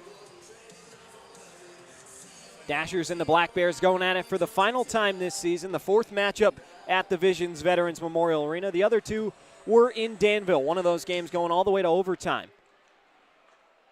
As Bond, and now Oliveri in the neutral zone, sends it across the ice for Thompson. Thompson, power moving to the goal, shoots.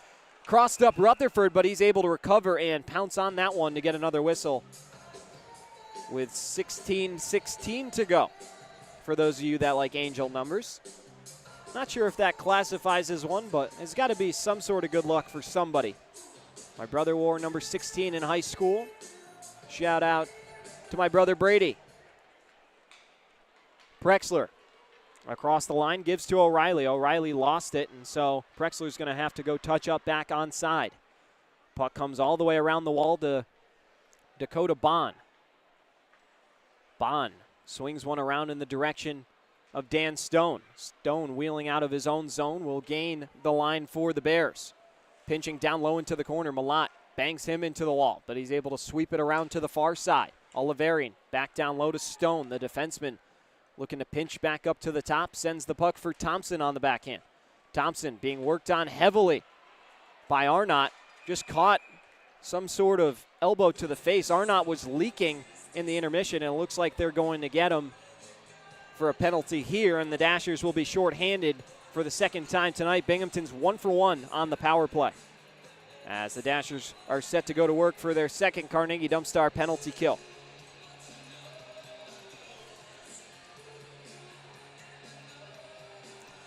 Binghamton's power play unit is as follows. Kirkby centering Stubbs and Thompson, with Bond and Don Oliveri just inside the blue line. Faceoff is going to be controlled by Davis out of his own end. He'll skate with it for a few moments before clearing it. They're going to give Arnott a holding penalty. Oliveri pinching down low, drives the goal, goes all the way around ever so calmly. Back up to the point. Sauces one over to Kirkby. Quick pass across. Stubbs touches it for Bond, looking for a tip in front. And it never got in on Rutherford, as Malott is able to sweep at the distance. Jawan Davis picking cherries out there. Goes behind the goal looking for a centering pass. He got tripped by McAnanima, it looked like. But again, no call from the officials. Oliveri now gains control of the zone. Turns it over to Slinger, who tried to stretch one out for Horn, but it goes the distance. Inside 15 minutes to go here, period 2. Binghamton right back to work in the offensive zone. Kirkby nonchalantly spins away from the pressure of Malott and Jumanji. Chips it out to the point, but Stone couldn't reel it in, and Binghamton will have to reset. Brant Sherwood's got to be pretty happy with his group, but after talking to Bobby Howard of the Power Play Post Show, Coach Brant Sherwood is never satisfied, always finds ways for his team to improve. As now Mott with a quick shot off the side of Rutherford. Back over to Ramekers, but Sherwood relentless on his group, always looking for perfection. As Stone into the middle, shoots, redirected in front, maybe by Anderson, and Clark's able to recontrol. Anderson back out to the point for Stone. 25 seconds to go on the minor for Arnott. Stone comes in, shoots, rebound, save made by Rutherford, still loose. Anderson's backhander, Rutherford knocked it out of the air and over the goal. Another pair of brilliant saves from Parker Rutherford, who's got 27 already, and we're not even halfway home. Centering pass for Mont gets all the way through for Anderson. Anderson holds, sends it down low. Clark drives the goal, tried to go up top, and it deflects up and out of play right as the penalty time comes to an expiration. And we'll have another face-off coming in the Dashers. And right after this media timeout, we'll step aside and take it back in a few short moments from Binghamton.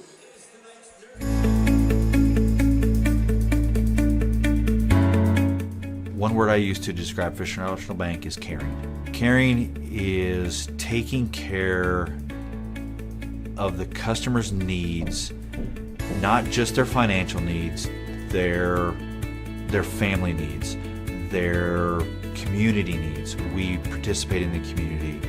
We support the school like no one else in town. We look at what we can do not as how it affects our bottom line, but is it the right thing to do? Are we good members of the community? We're not just taking from the community, and I think that's what we do best. I've got so many customers that just will come in and spend an hour, and before you know it, the day is gone, and I look and say, oh gosh, I didn't get things done, but you did get something done. You spent time with someone, you learn more about them, they learn more about you. It makes for a better day, it makes for a better business. Fisher National Bank, member FDIC. Wilson's Complete Auto and Transmission LLC has been a full-service auto repair shop in Danville, Illinois since 1955. They specialize in full-service auto repair, transmission, and brakes. Their technicians have years of experience and are ASE certified. They're looking forward to growing their business and continuing to serve the Danville and surrounding areas. They'd like to personally invite you to stop in today for auto repair and maintenance. Visit wilsonscompleteauto.com or call 21. Back here inside the Visions Veterans Memorial Arena, Devin Dobeck along with you. Thanks for spending your Saturday night with us here on the Dashers Hockey Network. Sean Doyle picking it off the blue line, will send it deep into the zone. Connor McAnanima out of his cage, comes to play it inside the trapezoid. Davis knocks it back down low through Gretzky's office over to Weber. Weber will dump it in. Slinger threw a quick little body on Sirota. Gave him a quick glance as he went deep into the zone, and then he knocks into Doyle. Puck comes all the way down to McAnanima again. He'll come out of the trapezoid to play it quickly. Didn't get everything on that pass, and Leonti had a chance to make a play for a moment. Now Kirkby, Oliveri Back into the skates of Benchik. Benchik a little trouble, and Kirkby finds a spot for it. Tucking that one on a ricochet right in front of the crease. And Binghamton leads it 4-0 now.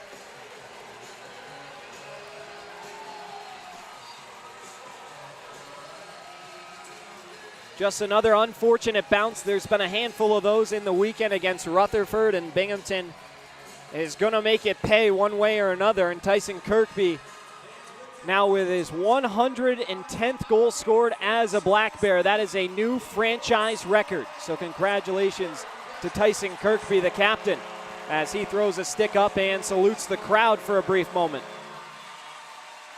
New franchise leader in goals. Big smile on his face as he returns for the face-off at center ice. And we're back to business here.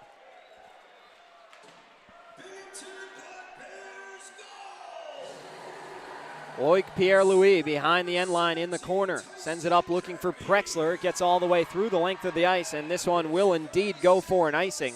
And the draw will retreat back to the Dashers' end. Yeah, Kirkby is now up to 32 goals. He's well on his way to 80 points. Still plenty of time left in the season for the Black Bears. They've got 14 games after this before they begin their quest for a second straight Commissioner's Cup.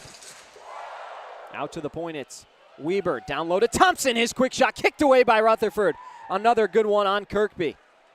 Oliveri battling in the skates of Holden behind the goal. Malott runs into him briefly and then takes him down with his stick. That's going to be another penalty upcoming against Nathan Malott and the Dashers, as they'll touch up and they'll be headed back to the kill. Binghamton is 1 for 2 on the power play tonight. Kirkby's goal came just after the previous one expired. But they're going to go back to work once again, and it's the third Carnegie Dumpstar penalty kill for the Dashers.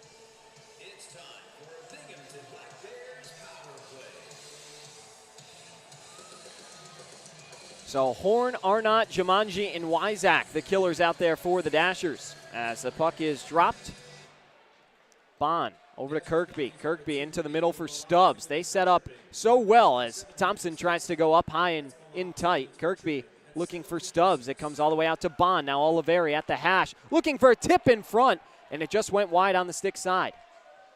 Rutherford's made 30 saves already here tonight. It's back out to Oliveri it comes. Drop pass to the point for Bond. Down to Oliveri in the circle again. Oliveri shoots. That one blocked by Wyzak, and it goes up and out of play. Might have caught a piece of the official as well. And so another draw set to come.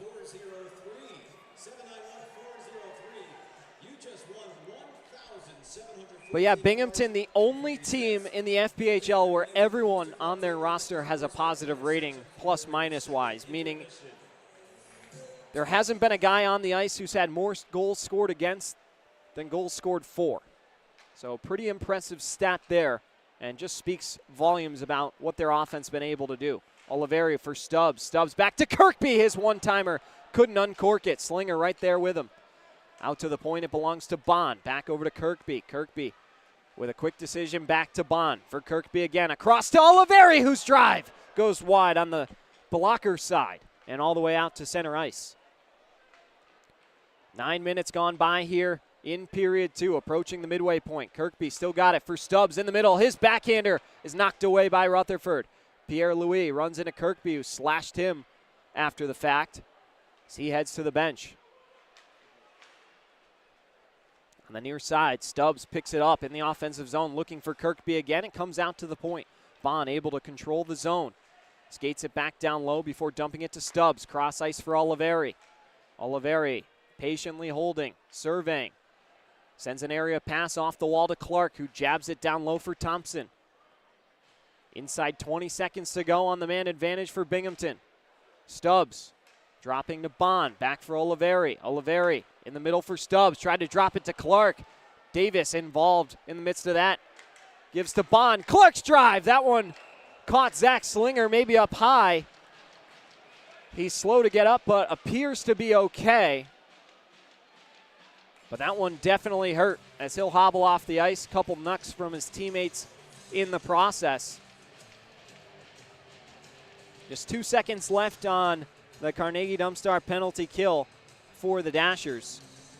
But then they'll have to go to work and start chipping away at that 4-goal margin. They're going to get Malott out of the box relatively quickly here, imagining he'll head right to the bench.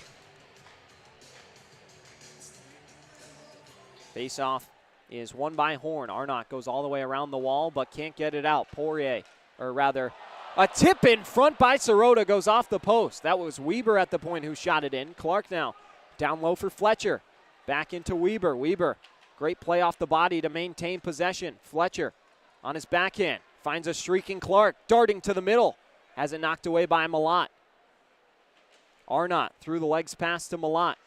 Back over to Hess. Dashers out of their own zone.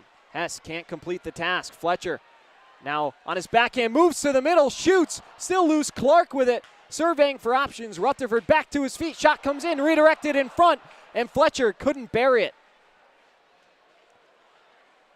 Sirota out to the point for Weber. Weber back off the corner to Sirota. Sirota redirects one on Rutherford. And Rutherford will pounce on that one. And we get a whistle. 9:14 to go. It's our next media timeout. Binghamton adds another, and they lead it 4-0 with the Kirkby tally. We'll be back to the Dashers Hockey Network momentarily.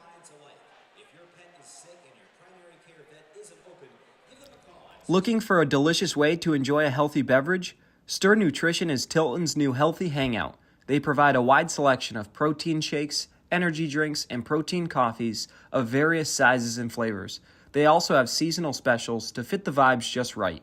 Come on in to meet the friendly staff at 1770 Georgetown Road, Suite B in Tilton, Illinois to see for yourself, or call 217-703-1374 to learn more. Just because it's cold outside doesn't mean you can't have a bounce house. Make your party one that the kids, and maybe some adults, will remember. Dishman Inflatables offers a wide variety of different sizes and styles of inflatable fun. They pride themselves on exceptional service and affordable prices that can make any day a celebration. Turn your backyard into a princess palace or a pirate ship. There's even dunk tanks available. Located in Bismarck, Illinois, Dishman Inflatables will continue to serve Vermilion County in both Illinois and Indiana for years to come. Follow Dishman Inflatables on Facebook or call 217-474-6319 to learn more. Dishman Inflatables. Back here in the Visions Veterans Memorial Arena, Devin Dobeck along with you as Holden wins the faceoff. Doyle in a battle in the corner, tied up with Mott, who takes him down to the ice. Now behind the goal, Michigan attempt. That one goes off the face of Rutherford. Ramekers almost did it, but that new mask of Parker Rutherford getting some work here out in bingo. Sometimes you can use your face to save it. Good thing we're not playing 50 years ago, or Parker Rutherford might be in some serious pain. As Prexler muscles it out of the zone to Poirier. Poirier spins away from the pressure of Holden, gets it over to Mott. Mott through center ice gives to Stubbs. Stubbs back over for Ramekers. A little trouble controlling it with the pass behind him. Weber looking cross for Poirier. Rutherford knocks it away and then gloves one in style with a beautiful save there. And another whistle set to come with 8:27 to go.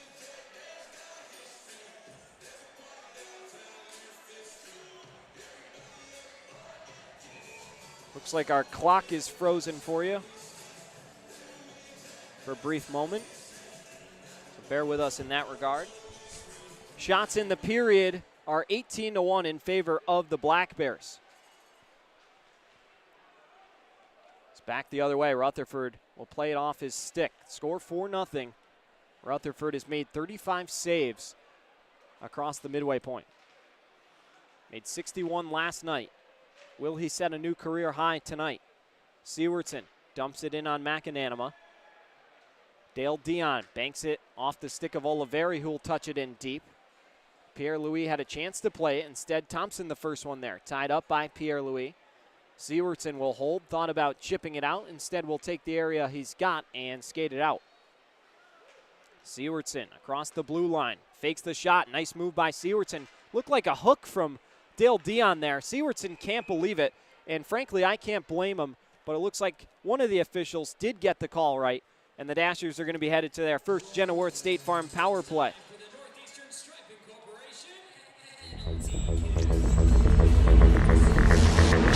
So they'll go to work, hopefully can chip into that deficit. They've got 2 shots in the period now.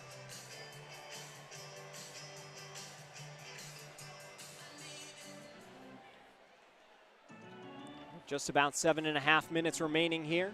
And the face-off is just about a tie-up.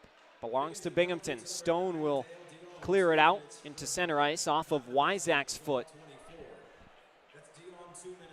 Now on the near side, Horn across the blue line. Over to Jumanji, right back to Horn. Horn's got some room through the circle. He'll shoot!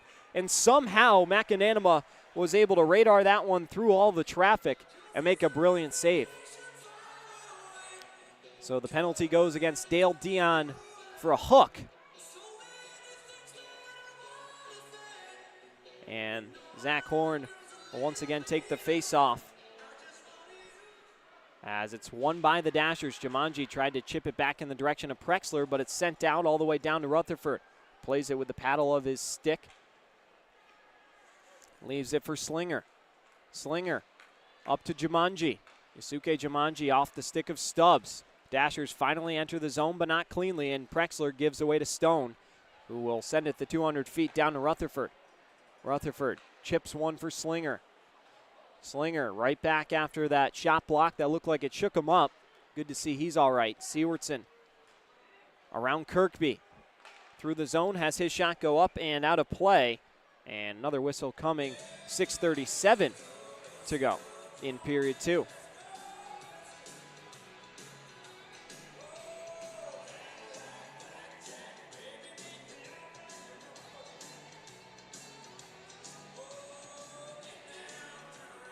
Again, this entire Dashers team is classified as rookies. Blake Sewardson is closing in on that 60-game threshold to be named a pro, but all these guys pretty early on in their careers, and when you run into Binghamton, things get tough. As Davis's good shot there comes in, turned aside by Macananima.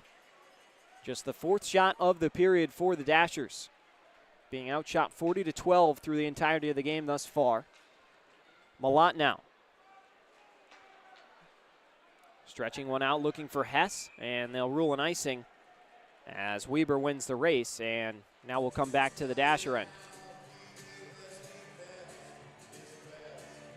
Dashers have also had a handful of people who've played for other teams this season, including Prexler, of course, Lucas Rothy, Joanne Davis, Loic Pierre-Louis, Sewardson, Horn.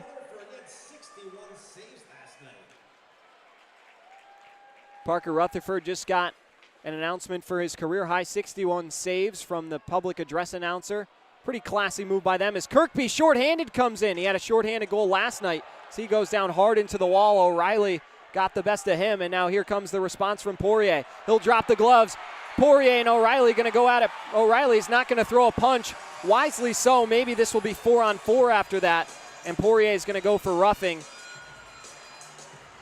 As Kirkby still down on a knee. Poirier is not happy. He wants any one of the Dashers at center ice, but he's not going to get it. Sticking up for his captain, certainly can't blame him. As O'Reilly will be escorted to the box as well. Kirkby will skate back to the bench in a bit of a hunch, but he appears to be okay.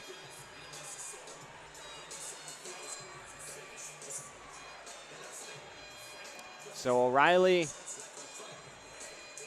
and Poirier will go to the box, and I would imagine when you hit the captain like that, there will be some response in some capacity from someone on the team. Poirier's already said he'll go with anyone, so who will answer the bell once he's released from the box? Referee's trying to iron everything out. The referee crew tonight, Justin Kowalski and Eric Ellingson are the linesmen. The referees are Peter Banasic and Bill Bird. As we'll sit patiently and wait to see how they assess everyone's penalty here.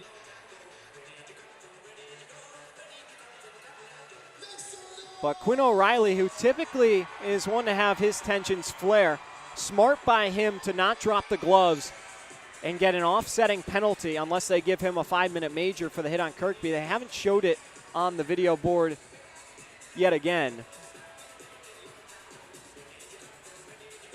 But finally, it looks like we're going to return to some hockey.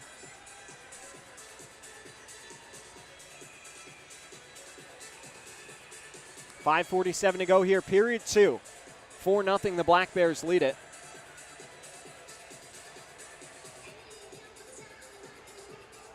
It looks like we're going to skate 5-on-4 for the final 11 seconds of the Dale Dion minor that's still going on. And then it will be 5-on-5 with the matching penalties. So credit to the officials working all that out. Cam Clark, the forward out there with Benchik, Fletcher and Anderson, the pair. As Clark being worked on by Slinger. It's one away by Sewardson, who drops it back to Slinger. They gave O'Reilly a 2-minute boarding penalty. That was the official call. As Dale Dion hops back on the ice, and we're back to even strength 5-on-5.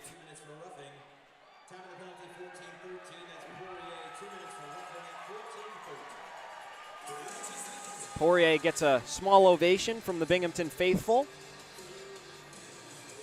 for sticking up for his captain and earning the roughing minor. Sewardson and Fletcher now will do it. Face-off controlled by Fletcher, sends one in. The rebound knocked away by the Dashers. Anderson, DDD pass for Dion. Fresh out of the box, gives back to Anderson at the point. Loads up and shoots. Goes all the way past Rutherford, who's forced to paddle it to the near side wall. Sewardson bumps into Clark. Benchik out to the point for Anderson. Anderson, another shot comes in, and Rutherford holds that one with the glove for another save. 5:08 to go here in period 2. Parker Rutherford tonight, 39 saves. Connor McAnanima in the other end has made 12 saves of his own. McAnanima with 3 shutouts this season. That's second in the league only to Mario Cavalier of the Carolina Thunderbirds, who the Dashers faced on Saturday last weekend. Benchik turns it over to Prexler, who throws one on goal. The rebound, Holden shoots, and McAnanima covers that one up with the glove. And it's our final media timeout here. 4:56 to go in period 2. Binghamton with Kirkby's goal makes it 4-zip. We'll be back in a moment. Sleep Inn and Suites in Danville offer a simply stylish sanctuary near the Danville Area Community College. Their wide variety of amenities and accommodations make it the place to stay for anyone.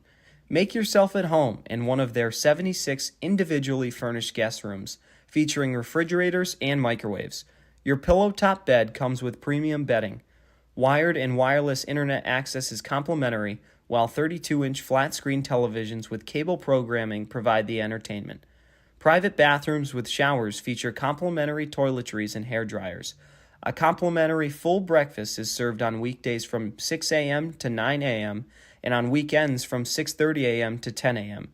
Conveniently located off of I-74, they are also within driving distance from several local sites and destinations, including Bunker Hill and Kennecook County Park, the David S. Palmer Arena, and the Village Mall. It's time to come home to Carpet Weaver's Flooring and Furniture Gallery. We don't want you to just like your new floors. We want you to love them. From waterproof floors and carpet to furniture and design advice. You've got a team of experts on your side. Now get our best prices of the season on every... Another face-off in the Binghamton end as puck is dropped in, won by the Black Bears. Comes around the wall. 22 shots for Binghamton in the frame. They had 21 in the first as Ramekers runs into Wyzak. Puck spits out into the slot where it's given by Prexler to Leonti. Leonti enters the zone, tried to glove it down, so he was in all alone. Holden couldn't dribble the puck along with him. Sent back around. Leonti's going to be the first one there. Nice stick lift to get it away from Anderson. As now, once again, Binghamton repossesses. Ramekers out of his own zone. Will head back from north to south off the stick of Anderson. Arnott spoons one out of the zone. Looks like it might not go the length, so no icing. As Dale Dion could have caught up to it. Dion stretching one out off the stick of Thompson. Finds Malott. Over to the near side. Pierre-Louis was already moving. His quick shot comes in by Stubbs off the side of the cage. Thompson looking to center one. And might have caught the piece of the pad of Rutherford. Now it's Chris Mott. Couple slashes from Pierre-Louis. Pinching down low is Dakota Bond. Wheeling behind the goal. Centers one. Looking for help. It's Cody Hess in the corner now. Away from the pressure of Thompson. And Hess still can't clear. Mott's quick drive off the back window. Pierre-Louis the first one there on the near side half wall. He takes a quick check from Thompson. Now runs Thompson back into the wall trying to win that scrum. Out to Kirkby, who cuts to the slot and shoots. Tried to go short side and missed the mark. Thompson back around to Kirkby. Out to the point for Stone. Thought about the shot, instead leads Oliveri, whose drive is deflected by Pierre-Louis. Stone holds the zone and knocks it in deep again, but over to Malott. And Malott heads back for Slarks. Bowie Slarks, good pass across the ice to Horn, but it looks like the Dashers caught offside as Hess, taken down by Oliveri, warrants another whistle. They're going to release Poirier and O'Reilly from the sin bin. They'll head back to their bench. Binghamton just one goal in the frame, though.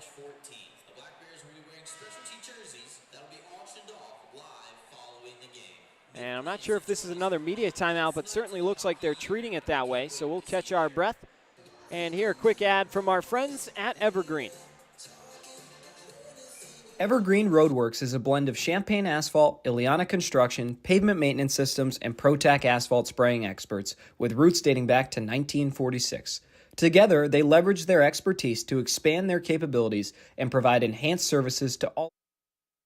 All right, I'm not sure exactly what that delay was, but not immediate timeout, which would make sense because we already had our under 5 timeout. As over on the far side, Oliveri and Slinger collide in a battle of number 13.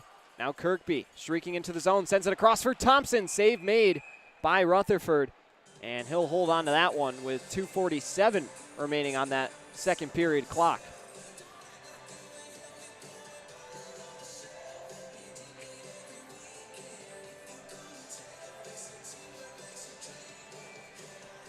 Five other games being played around the Fed. We'll get into that scoreboard at some point in the third period and update you on all the happenings.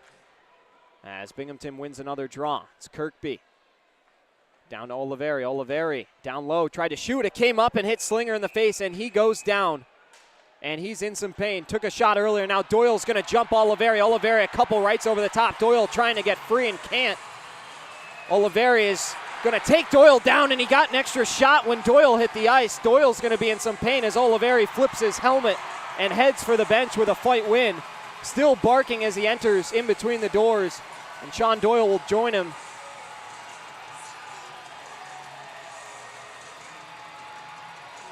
Oliveri's going to head right to the locker room with 2:38 remaining on the clock. Binghamton salutes him.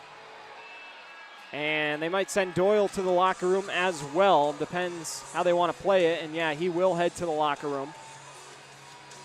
Leaves his helmet on the ice, and that will conclude his period.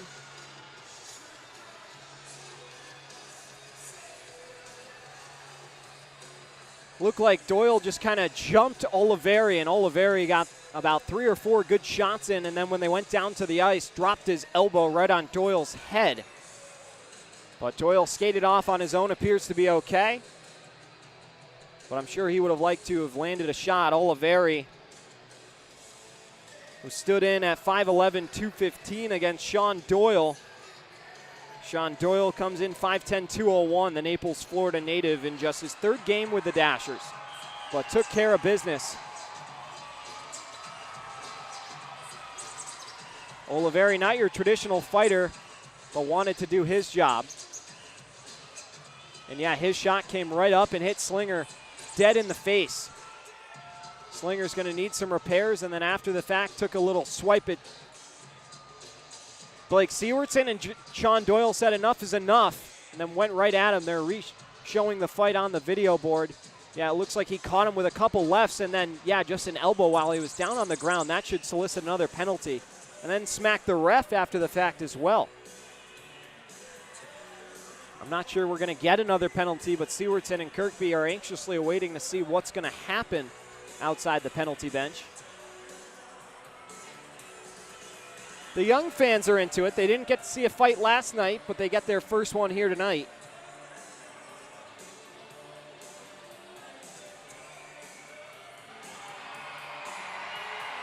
Still waiting to see the exact verdict, as we'll catch our breath and be back in a moment.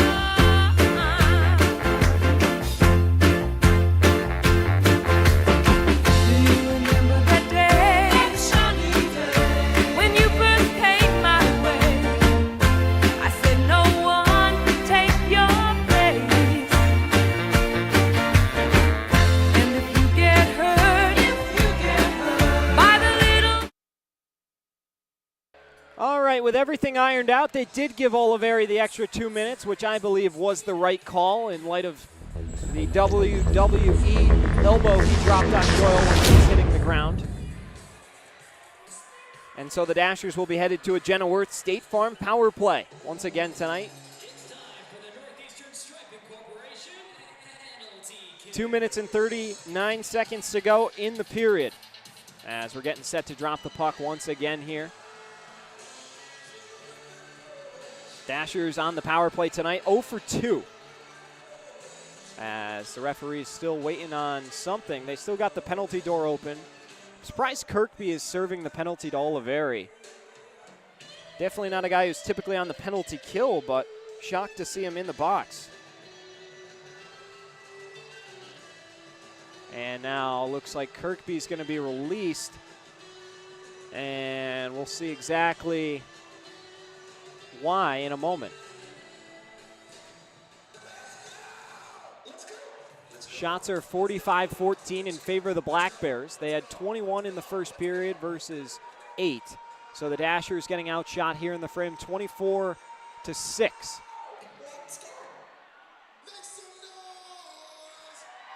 As it looks like they sent over, I believe, Zach Sirota to serve the 2 minutes in the bench. Yes. And the Dashers will go to work. And now musical chairs as Kirkby goes back over to the box. I'm not sure what's going on, but it looks like they don't even know who to sit down.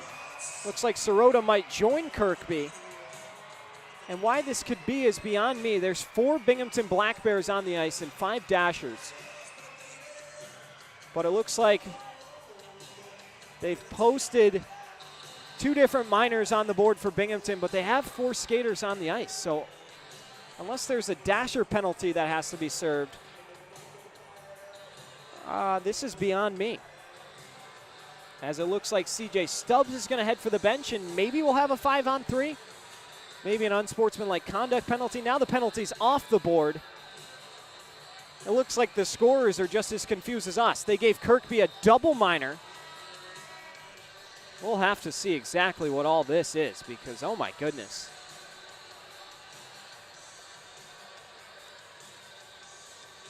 Kirkby was given an abuse of officials minor, but he's got an extra 2 minutes up there. So 5-on-3 it looks like.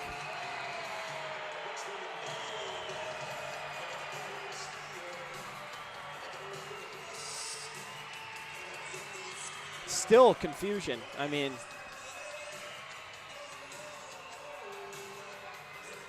everybody out there trying to figure out exactly what's going on. Oliveri given the fighting major, we knew that. It looks like Oliveri was given a slashing minor as well, which is being served by Sirota. But I'm not sure where the bonus 2 minutes for Kirkby came in. He's still shouting through the penalty bench. And I wish we knew what was going on, but everybody still having conversations with the officials. And now the crowd letting the refs know it. So it's back to 5-on-4 again? I'm going to stop guessing and wait until they drop the puck, because now Kirkby's penalty is a 2-minute as opposed to a 4-minute, and it looks like they're opening the door for him. And he's going to head down the tunnel, so his period is over, unless he was given a match penalty, which I can't imagine why. But it looks like it is 5-on-3 once again. Malott back over to O'Reilly, who's driving, scores. Quinn O'Reilly with his second of the season gets a quick one with the big-time man advantage. And the Dashers, with their first goal of the weekend, make it 4-1. And here come the Boo Birds. Quinn O'Reilly with a beautiful one-timer, twirls his stick down the line. And the Wichita, Kansas native gives some life to his group.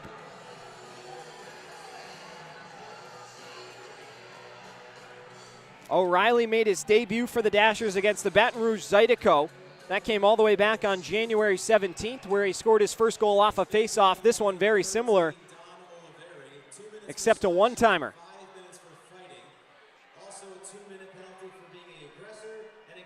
2-minute aggressor penalty given to Oliveri as well, they just announced. And they'll drop the puck once again here. Game misconduct assessed as well for being the aggressor to Oliveri. As there's Hess running into some bodies. And then Kirkby given a 2 and a 10 as well, it sounded like. Wow. I don't know what he was jawing away at or why he would with his team having a 4-0 lead, but the Dashers now, with Oliveri and Kirkby not on the ice, might have a chance to hop back into this game. O'Reilly trying to pick up the loose puck in the neutral zone. Thompson turns it over to O'Reilly, who's got time and space. He goes up the wall for Prexler. A minute to go on the power play for the Dashers. Off the stick of Sewardson. It hits the official's foot after. Prexler then taken down. Sewardson trying to dig it out of trouble. He gets shoved into the boards. Chris Mott back over around Sewardson. It comes to the point where Slinger is able to keep it in, just barely. Goes back to Sewardson. He's back up into the play. Out to the blue line. It comes for Wyzak, who couldn't cut it down in front of the blue line. Sewardson through traffic, able to maintain possession of the puck. Trying to swerve around Mott, who knocks it away. Mott trying to go in transition back the other way. Gives away to Sewardson. Back over to Slinger. Another odd man opportunity for the Dashers. Fletcher hopping back in. Slinger shoots. And it goes up and into the netting. And we'll have another face-off coming with just about 14 seconds to go on the Dasher man advantage. But they're on the board. That's O'Reilly's second point for the Dashers, both of them goals. He's now played 9 games in the black, white, and orange. Shots on goal are 45-15 in favor of Binghamton. They had 49 shots through 2 periods last night. As Anderson sends it out of the zone, knocked down by Jumanji. They're going to let the Dashers touch it, and since it was played with a high stick, that will solicit another face-off. Inside a minute to play here. A goal apiece in period 2. I gotta confirm all these penalty calls because holy cow, there was a lot that happened. Yeah, Oliveri given the game misconduct, abuse of officials for Kirkby. As here comes Slinger, nice move, and then Jumanji swung one through the crease. Back the other way, here comes Stubbs, stretching it out to Thompson, fresh off the penalty kill. Now Stubbs back over in the direction of Anderson, gets all the way through. Clock is inside 20 seconds. Our game clock on the screen is a little behind, so bear with us there. Another shot comes in. Weber is turned aside by Rutherford. Around the wall, Weber knocks it back down low over to Thompson. Thompson closing in, backhanding one through the slot, and it comes all the way out to the point where Zach Horn picks it up, and that will conclude the time here in period 2. A goal apiece makes the score 4-1 as we get set for the final 20 minutes here between the Black Bears and the Dashers. We'll step aside for the intermission and be back momentarily right here on the Dashers Hockey Network.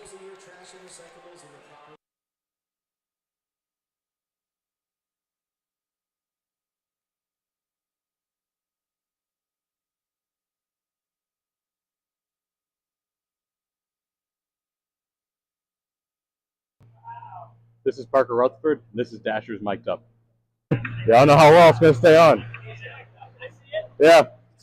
Yeah, I'm coming for you, Sal. All day. Man, I'm so glad I don't have to pay attention to these girls. Stop puck. That's all I got. Stop puck. I don't know who's starting. There we go. All right. Oh, thank you. Come on. You scumbag. He never shoots that. He's only doing it because he knows I have a microphone on. Head high. Thank you. Wesley, you can't hit me in the face today. I will not. See that expensive piece on I'm me. so sorry. I will never do that again. I apologize. Devin would kill you. I know. I got you. I'm gonna go mess with Sal. Watch this. Oh yeah. You're not scoring with that finger, right? There's no way. You're not scoring either. I'll let you have that. That guy is so strong. Yanks, you got anything to say to the people? Like you love your wife? You love your wife? Yeah.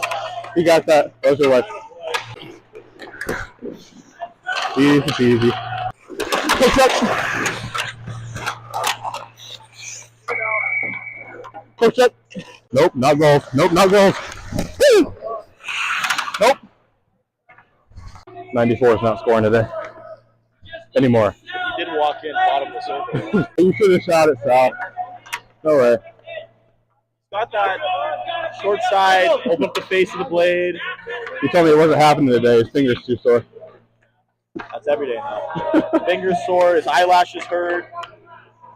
See, the good thing about playing goalie, you really don't have to pay attention to the drills. Just don't get scored on.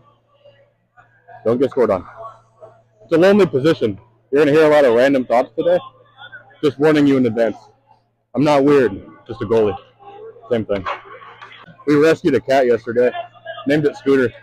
You participated in Chino last night or what? I definitely participated in the Chino. How was it? How's it cold at Brock's? I went up $5 at Barraz's, and then I lost 30 at the Chino. Silver nugget? The silver, no. It's I think they call it the palms or something. I don't like putting all these in the net. Not a fan. Oop.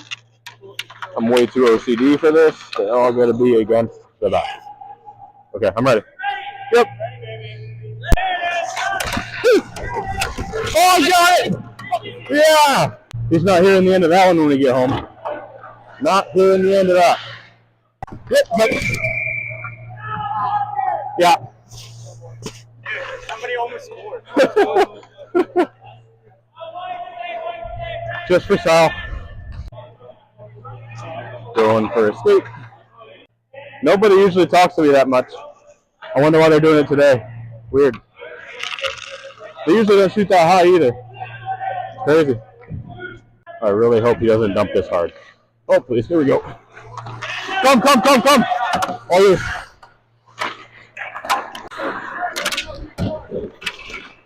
Did you see that pass? On the backhand from my knees. Gotta go for a skate. Work on the edges. Because what else are we gonna do right now? Hi, guy. Nope. What a save by the D.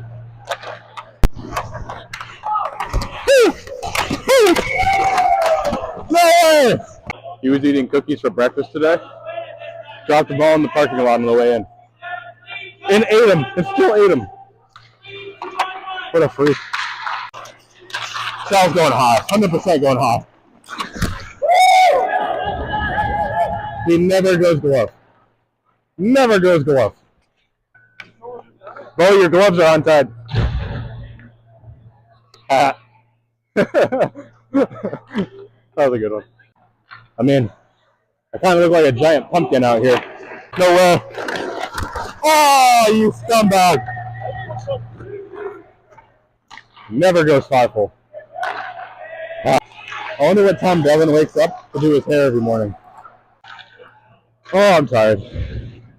I really miss Scooter. We're taking a good old walk around the apartments yesterday. Found a cat stuck in a tree. tried to go down and get it. Decided to just climb down the second we started going down. Happy New Year's, Merry Christmas, everybody, and hope we get a win for the Devil Dasher Hockey Club. There we go. Merry Christmas, Feliz Navidad. What do you guys say to the people?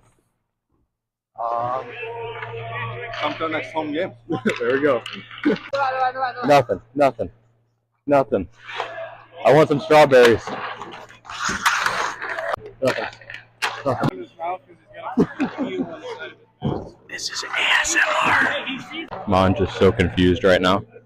Oscar has such a nice accent. Most accents really annoy me, but I love Oscar's. Love it. Look at the size comparison between goals and Oscar. He usually makes me feel pretty bad. I think that's worse. That's worse. I live rent-free in these guys' heads.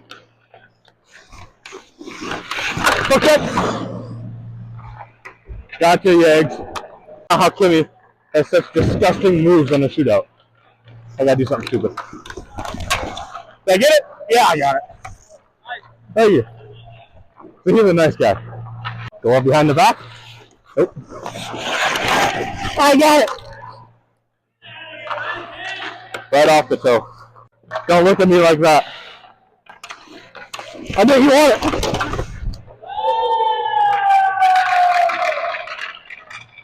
That wasn't fair and you know it. But I taught him a move yesterday. But I didn't teach you everything. Didn't teach you everything. I'm fat and tired. Give me a break.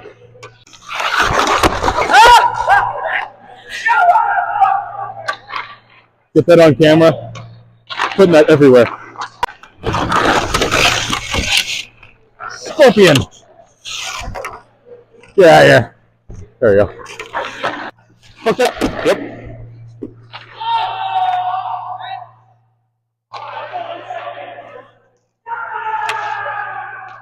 Never hear the end of that one. Come on, bros. Oh boy. He knows.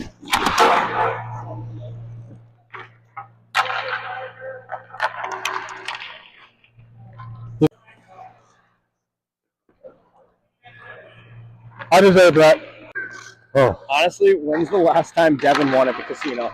It's like, I can't remember the last time. I think he's funding that place right now. He's basically just a charity. That's a big save, though.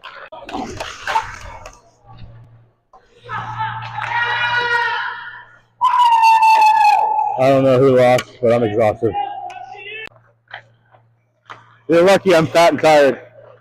And we love our goalies. We're ready to die for them every single night. Feliz Navidad on 3. 1, 2, 3. Feliz Navidad.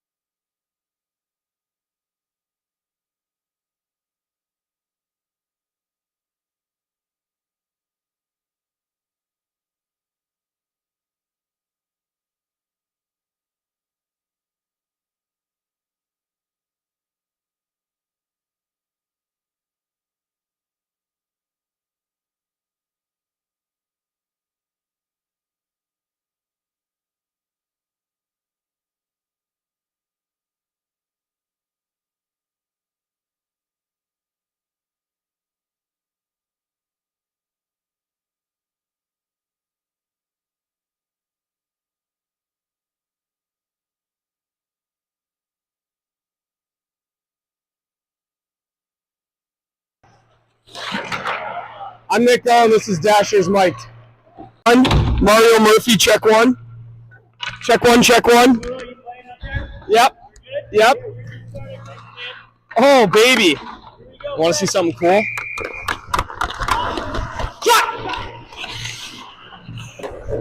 Hey, this guy, swing with me here. Swing with me here. Stay, stay.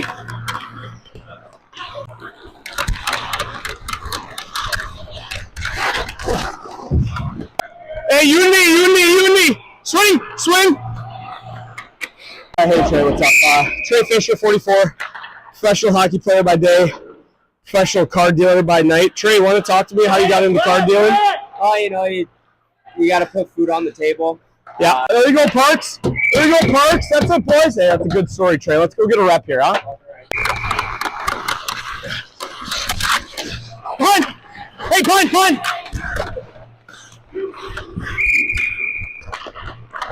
Yeah. That Jake guy is really strong. Oh! Very, very rich! Devin.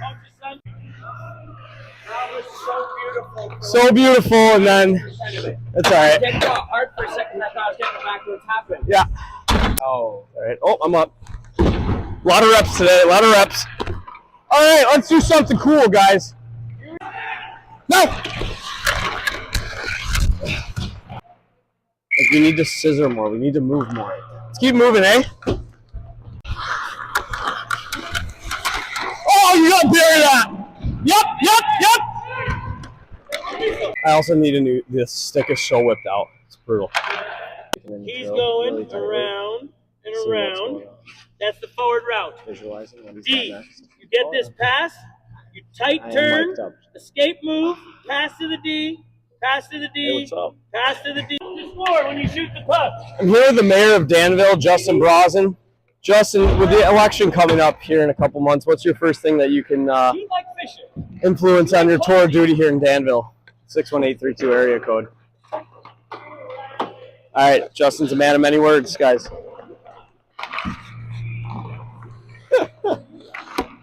Yeah, that's all right. I'm mic'd up, too. It's all right. I am mic'd up, yep. I'm on hot mic. So I go to Mully. And then we do a big loop. And then I go.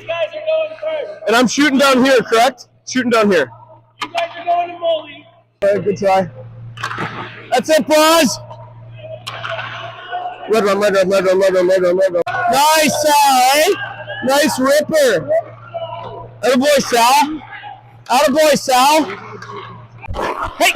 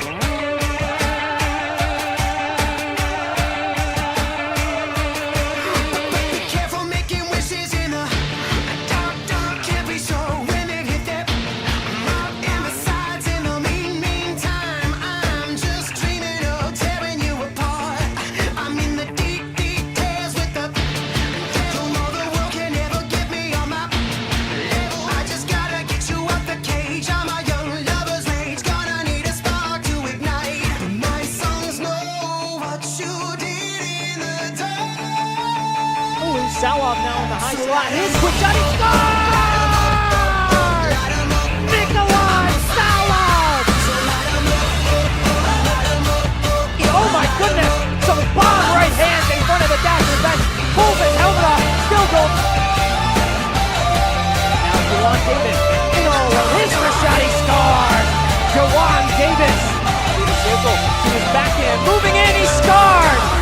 Blake Sewardson, how you doing? Firing up the crowd. Zach Horn in all alone with a breakaway. Walks in, shoots, scores! Zach Horn!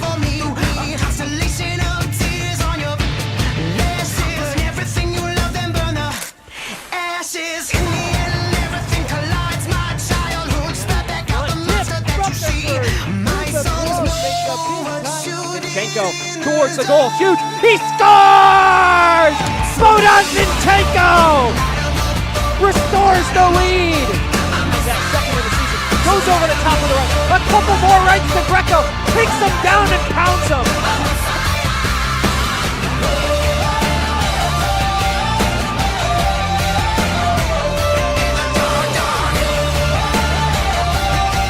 Zinchenko with a couple over the top. He's got him against the glass. Bogdan Zinchenko, a healthy diet of rights. My songs know what you did in the dark. My songs know what you did in the dark. So light 'em up.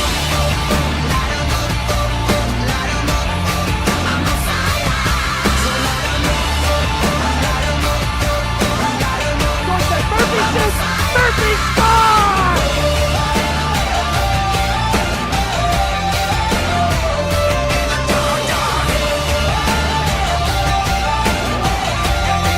Brosnan who shoots, he scores! Justin Brosnan, the captain.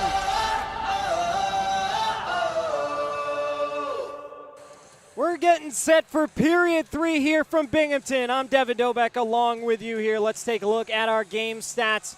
Through 2 periods, the score 4-1, Binghamton in front. The shots a little lopsided at 47-15. The Dashers already matching their total from last night, though.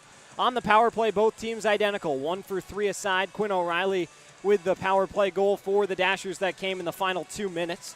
And then penalty minutes 25-15 in favor of the Black Bears. Don Oliveri was given a game misconduct and will be done for the game. Tyson Kirkby is still in the game, but he'll start in the penalty box, and we'll try and figure out exactly everything going on here and get our clock up and going for you.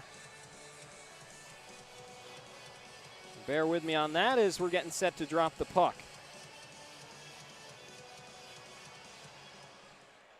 And we're underway once again from New York. Dashers with the most recent goal. Still trailing by 3, but anyone's game, and now without Don Oliveri, things are going to get a little more difficult for Binghamton. League leader in power play goals, 3rd on the team in goals. He's got 19 coming into the weekend, but will be done for the night given that aggressor 10-minute game misconduct. Jawan Davis now will carry it with the space he's given. Jumanji kicks it into the zone. Nice job to stay onside by Davis. As Arnott gets dumped by Cam Clark over on the far side wall. Davis calling for a change as the puck squirts over to the Binghamton side of things again. Tapped out of the zone past Jumanji. Jumanji then stands up Mott. Nice little body check there, and Poirier right back the other direction. Pinches it past Malott. About a minute gone by here in period 3. Fletcher digging it off the wall. Horn now controls. What I've heard is Zach Horn had a skate issue in period 1 that made it tough for him. He didn't have an edge, was my understanding, so that's why he was limited, but hopefully everything's ironed out now as McAnanima gloves that one. Zach Horn, one of the key players going into the weekend for the Dashers. Prior to the Carolina weekend, had 5 points in his previous 4 weekends. He's an effortless skater, playmaker, and a guy that the Dashers are going to need to get going down the stretch here to pick up some wins. Malott slams one through the legs of Sirota. As going down is Pierre-Louis down in the other direction. Him and Benchik had been getting into it a little bit. Pierre-Louis over to Malott. Malott will backhand one over to Horn, except a hit from Benchik as this one gets sent all the way in on goal. McAnanima punches it to the corner. Leonti takes a hit to make the play, throws a slash at Weber, and I'm not sure exactly what he's doing, but just about the easiest call an official can make. As the clock stopped at 18:11, and Joe Leonti's going to head to the box for 2 minutes against this lethal Binghamton power play, who conveniently enough just got Kirkby released from the box. Sean Doyle still hanging out in the penalty bench as well. Leonti's going to join him, but yeah, just a complete slash of the stick right on the hands, right in front of the official. And you're not going to be able to do that and get away with it. And so Binghamton will head to the power play.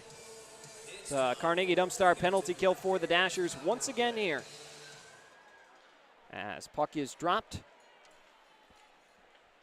Down low, it's Ramekers over to Kirkby. Kirkby scored a franchise-leading 110th goal tonight in period 2. The new franchise leader in goals with 110, so congrats to the captain. As Stubbs' drive goes off of Wyzak, look to wince in pain for a moment. Bond holds the blue line, gives over to Kirkby, dropping it to Ramekers, who slams it over the goal. Sent up the half wall. Bond back across to Kirkby, looking down low as it deflects up and into the netting, and we'll have another whistle. And then a brief round of applause. Maybe a young fan caught it down there in the corner.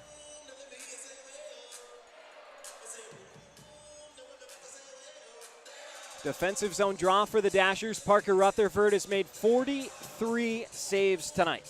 Looking to add a few more while keeping his team in this game.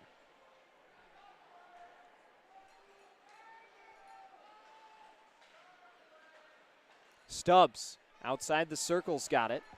Sends it up to the point. It ricochets around in front, and Jumanji is able to send it the length. Going to let our power play clocks align for a moment. I let that one run during the whistle. Here comes Dakota Bond across the blue line. Might have snapped the ankles of Jumanji. Now glides in, goes back door, and a save made by Rutherford on Stubbs. Jumanji now will skate it out with the space he's got 2-on-2. He moves it with Horn. He elects to dump it into the glove of McAnanima, who's going to be forced to hold. Good effort from Jumanji that time. If so, scan the QR code on the screen for a second chance to be entered to win the CF Moto Motorcycle Ibex. And this time the draw will be in the Binghamton end, although they're on the power play.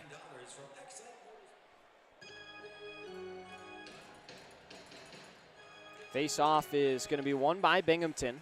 Bouncing puck off the face-off, and now it goes up into the netting. And we'll do it as quick as we just did. Shots are 48-17 in favor of the Black Bears. Dashers doing what they can to compete here tonight. Yesterday it was a 9-goal separation between the two teams. Now just a 3-goal game. Dashers trailed by 3 when they were in Binghamton back on November the 8th. It was 5-2 going into the third. They made it 5-4. And then eventually with the empty netter would lose that one 6-4, but had their chances to get back in the game. We'll see if they can mount a nice comeback here. It's going to have to come quickly once they're done killing this penalty. Under 30 seconds to go on the minor to Leonti. Over to Clark. Another delayed penalty coming against the Dashers as McAnanima heads to the bench. So Binghamton will get the other skater to go 6-on-4 for a little bit longer. Sacrificing the 5-on-3 is the trade-off of that because Leonti's penalty is coming to a conclusion in 5 seconds. Drop pass for Kirkby. Referee's arm remains in the air on the delayed call. There goes Leonti. He's back into the mix. He's going to come flank Anderson. Now Sirota through the circle, shoots, and it goes off of Rutherford and to the end wall. Binghamton's had the puck for about 30 seconds on the delayed penalty. Wyzak knocks it away, and now Prexler gains control, and we'll get a whistle and another call coming. So we'll charge that right back up. The Dashers remain on a Carnegie Dumpstar penalty kill. Let's see who the guilty party is, though, that will be headed to the bench. Looks like the referee's trying to figure it out themselves.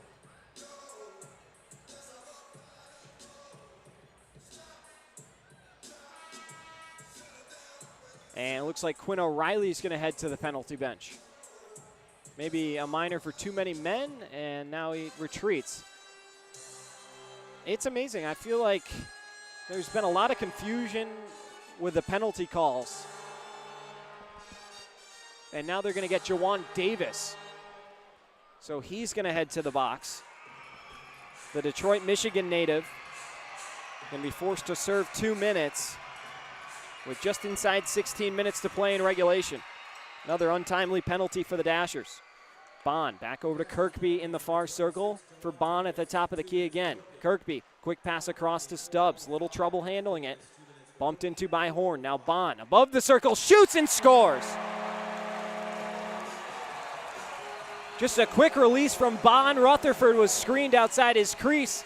And Binghamton's power play goal, and the Jawan Davis minor makes it a 5-1 hockey game.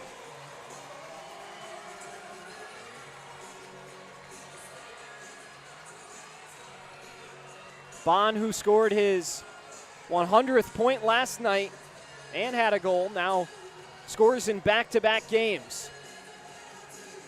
He's a guy that's had 15 3-plus point games this season. He was the Rookie of the Month in January and continuing to produce on offense here.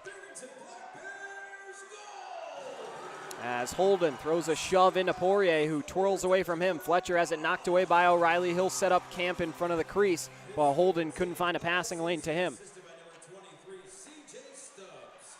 CJ Stubbs credited with the assist, and Tyson Kirkby, of course, as well. As this one will go way up and into the netting, and we'll have another stoppage with 15:09 remaining in the third period.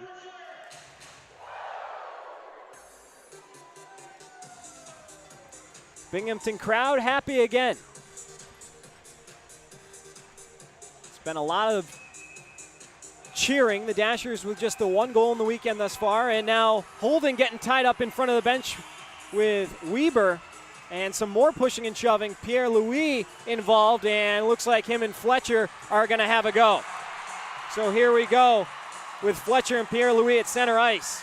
Josh Fletcher dancing around, surprises him with a left. Pierre-Louis eating a couple lefts, can't get loose again. They're tied up, he goes uppercut. Pierre-Louis still can't get loose. Fletcher, a couple more lefts, and then he's going to tackle Pierre-Louis down and continue to go at him. It's another fight win for the Black Bears.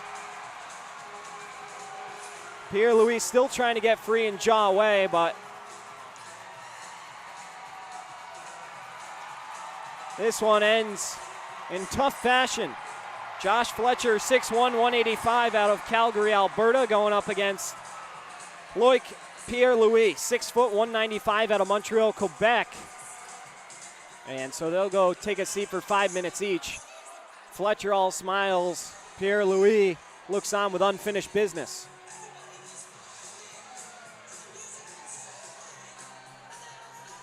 I don't even think he got a punch off, which has got to be the most frustrating thing, because now you got to go sit in the box for 5 minutes. But Fletcher, you can tell it's not his first time doing this. He was jumping all around and then just surprised Louis with a couple lefts over the top. Looked like he was catching him on the helmet a decent amount as opposed to the face, but then caught him with an uppercut.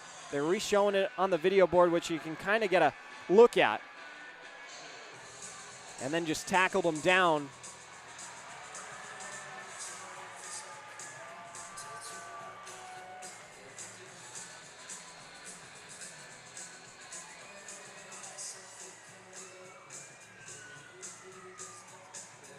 And Kirkby still getting an explanation from the officials. It looks like they just gave Holden and Weber matching roughing minors.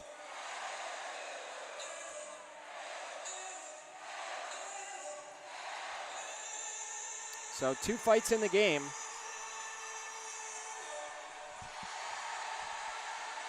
They were playing that famous Queen, I don't know exactly what you'd call it, not a chant, but where the audience kind of repeats what Freddie Mercury was saying in that live show.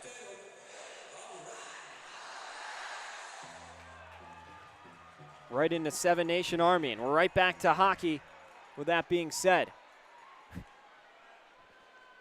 So here comes Davis, enters the zone on the blue line. Jumanji looking to get it back over to Davis, and now Benchik able to chip it out to Sirota. Sirota leads the charge back the other way, gets it to Anderson, looking for the centering pass to Benchik. It's controlled by Sirota, drops it off to Poirier. Poirier spinning away from Davis, throws it down low. Anderson sweeps it across, but Malott comes in to take it away again. He gets tripped up. Binghamton now is going to be headed shorthanded. And it looks like it's going to be a 4-on-3 penalty now. So another golden opportunity for the Dashers to pick up a goal. See if they're up to the task. But yeah, it's going to be 4-on-3. As we head into this media timeout, we'll take it. Our first one of period 3. Back in a moment after this word from Evergreen for real. Evergreen Roadworks is a blend of Champaign Asphalt, Ileana Construction, pavement maintenance systems, and ProTac asphalt spraying experts with roots dating back to 1946. Together, they leverage their expertise to expand their capabilities and provide enhanced services to all of their valued customers. Evergreen Roadworks is a trusted brand who prides themselves on healthy business relationships and a safety-first mindset. They have a proven legacy, supported by quality that lasts, and will continue to find new ways to improve their technology to leave both new and current customers satisfied. Evergreen Roadworks' consideration for one another has a lasting positive impact, ensuring their influence resonates long after the asphalt cools. For more information, email info@evergreenroadworks.com or call 217-356-7288. Welcoming you back to Binghamton. A quick look at the out-of-town scoreboard. Danbury's on top of Port Huron. That is a big game for those two for playoff seeding implications. 2-1, the hat-tricks in front in the third out in Connecticut. Athens and Monroe knotted up at 1 apiece in the third period down in Georgia. Motor City and Columbus in a barn burner. 6-6 third period out in Detroit. And then Carolina and Watertown knotted up in New York close by at 1 in the second. Blue Ridge leads the Venom 3-2 down in Virginia. As 4-on-3 power play, Sewardson shoots. The rebound kicks away to Kirkby. He's going to be in all alone. Dakota Bond will trail him. Kirkby shoots and missed the net. Kirkby, the leader in shorthanded goals for Binghamton this season. Had one last night and almost another right there. But a 4-on-3 power play will continue. Off the wall, Wyzak goes to chase. Hess knocks it back down low, but Dakota Bond's there, and he will elect to play it out. Inside 14 minutes to go here in regulation. It's going to turn into a 5-on-4 in about 40 seconds. So the Dashers need to find a way to capitalize with all this extra ice out there. As Milan almost a chance to spring free, but Stubbs cut him off. He'll glove it down and a look to clear. Stone now on his backhand, goes down, takes a couple shots from Hess, who ties him up, and it comes out to the neutral zone, and ergo the Dashers end. It's going to be 5-on-4 in 10 seconds now. Davis up the near side wall, has a collision with a Black Bear, no penalty. Some Binghamton fans certainly wanted one, as Sewardson in the corner, out to the point for Malott, who quickly throws it right back to Sewardson. Holden will head for the bench. Malott's shot didn't get all the way through, knocked down by Dion, and Anderson will control it now. 5-on-4 for the Dashers. Malott up to Prexler.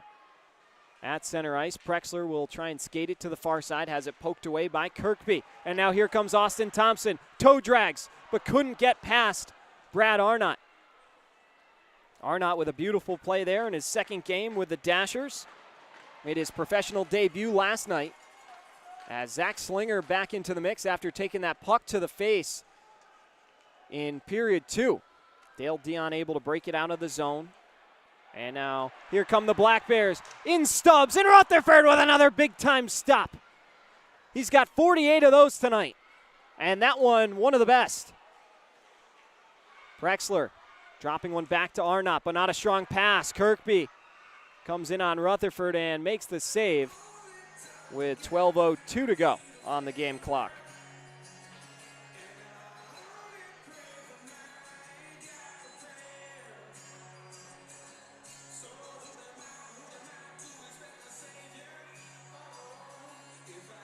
Tyson Kirkby, along with Austin Thompson, have both had some golden opportunities to really start to make this game turn into a boat race. But Parker Rutherford, you can't say enough about what he's been able to do for his club, keeping them in this game. I mean, a goaltender that's going to face over 50 shots that's got to be crazy. The 11th time he's made 40 or more saves this season.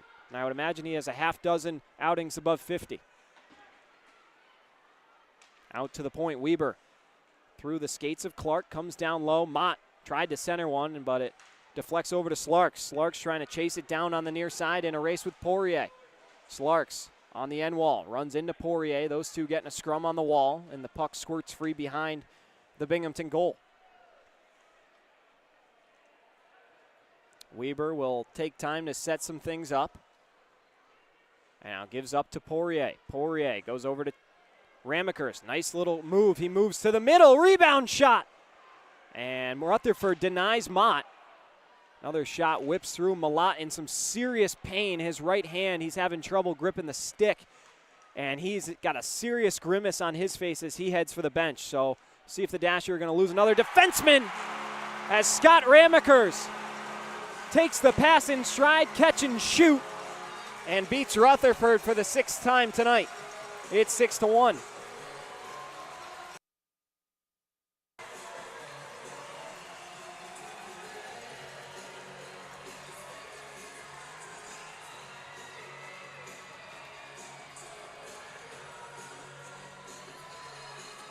What a beautiful pass from Weber down low to Ramekers.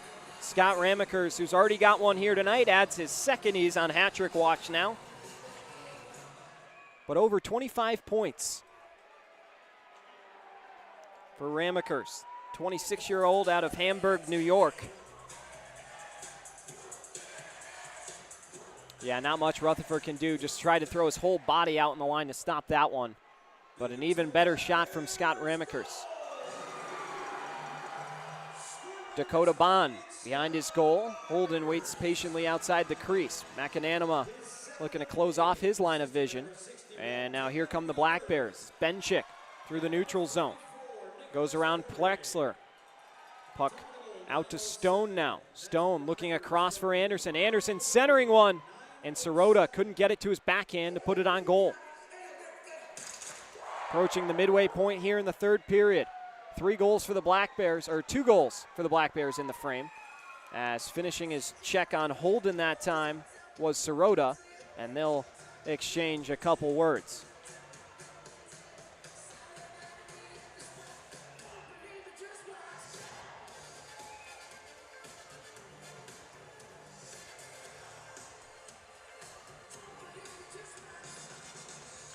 Blake Sewardson and Tyson Kirkby set to go again on the draw. Kirkby wins this one away. Bond up to Thompson. Thompson out of his own zone, comes up the near side. Doyle right there with him. Bond elects to dump it on in. Slinger around the wall for Stone. Jumanji takes it right away from Stone, and it comes back out center ice. Tyson Kirkby right back the other way with his team touching up. Goes to the net. Forehand, tried to shove one on Rutherford. Good little shot fake to open up the front door, and then just missed bearing it. Slinger will send it down low with 9.5 minutes remaining. Next whistle, we'll have another media timeout. Wyzak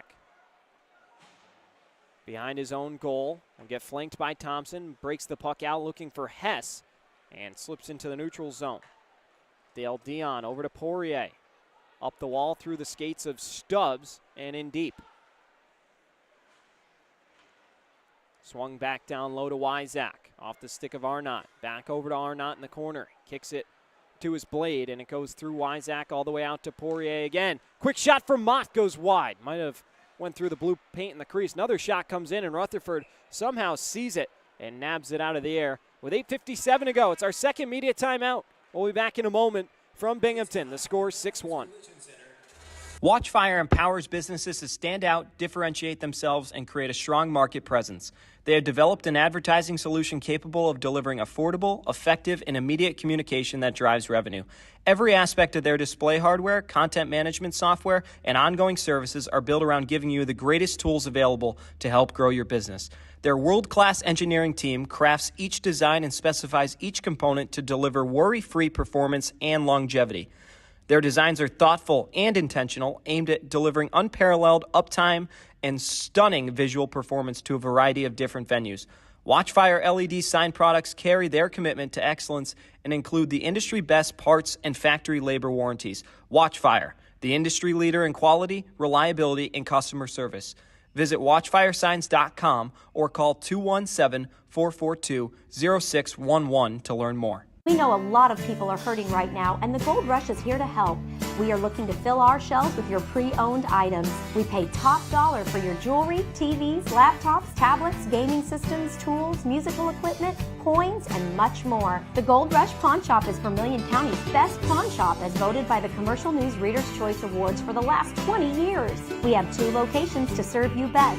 The Gold Rush at 20 North Hazel Street in Danville, and Gold Rush 2 at 41 East Main in Champaign.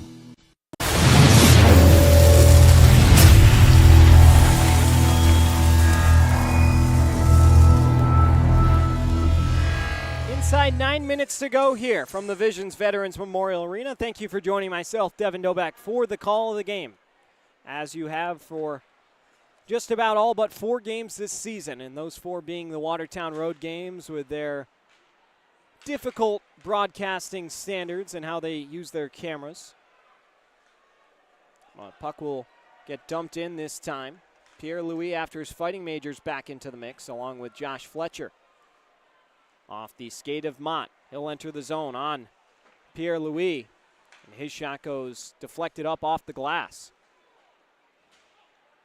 Out to Weber now. Weber for Mott. Back over to Weber on the near side. Closing in on the 8-minute mark here in period 3. Ramekers tried to roof one short side, and it went up off the netting. And we'll have another whistle and face-off coming.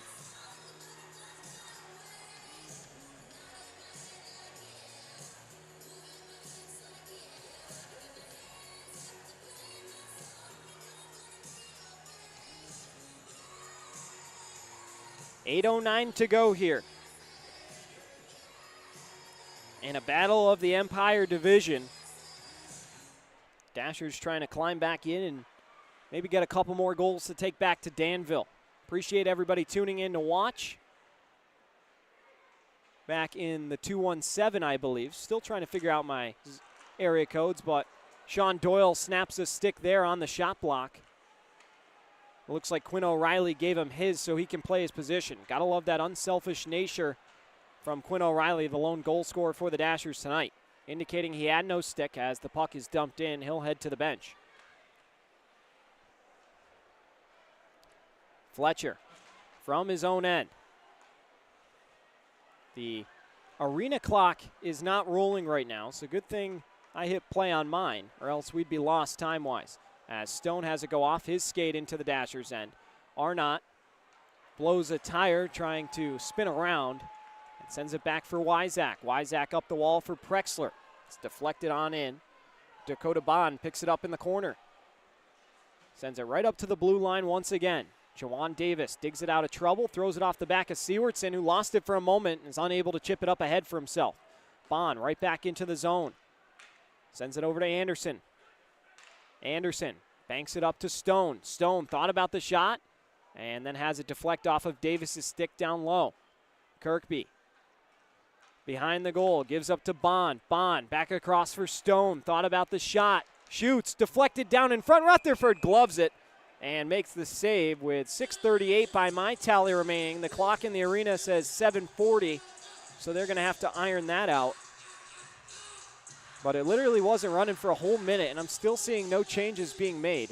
They might just be trying to get a call from upstairs as to what the time should be.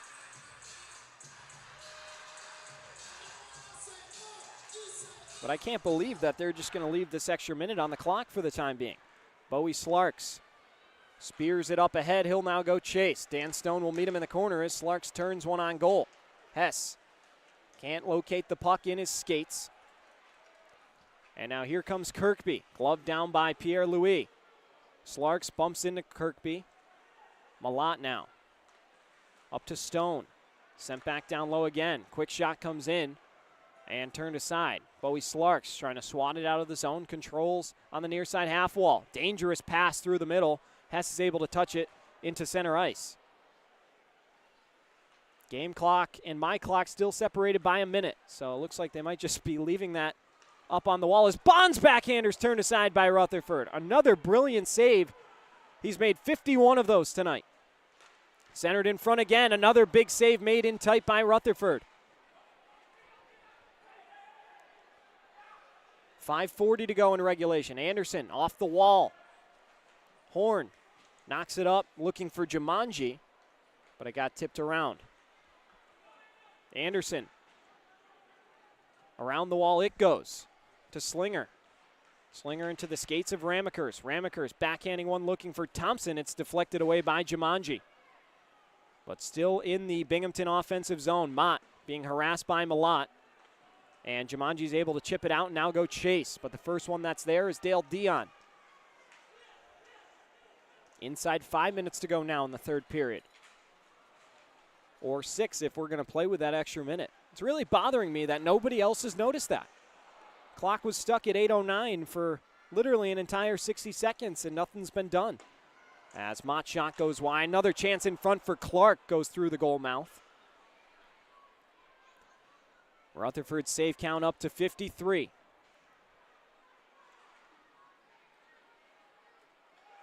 Mott back over for a quick shot. That's going to be held by Rutherford for another big save and a whistle.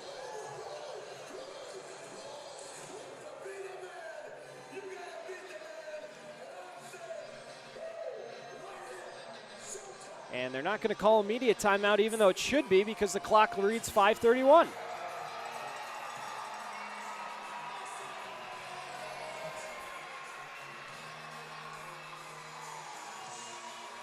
Face-off won by the Dashers this time. They'll go around the wall, but it's picked off by Fletcher. Sent back down again for Arnott, who has it taken away by Benchik. Back across for Fletcher. Fletcher spins away from Wyzak, gets it out to the point for Weber. D-to-D pass for Poirier. Poirier has it deflect off of O'Reilly back into the neutral zone. O'Reilly collides with Weber. Prexler on the backhand, drop pass to Holden in front. And skated out to safety by Sirota.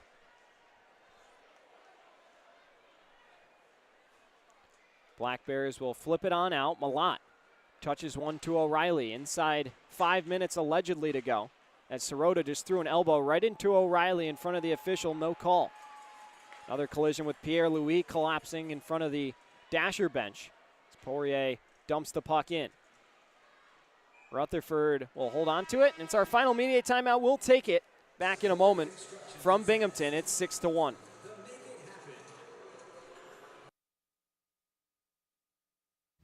Nuts About Bolts is a family and locally owned hardware store that has been open since 2015. Offering a wide range of products, they have the missing piece for your next project. If they don't have what you're looking for in stock, they can happily order it for you. Nuts About Bolts offers delivery services with no minimum purchase amount required. They take pride in their prices and friendly service. First-time customers get 10% off their first purchase.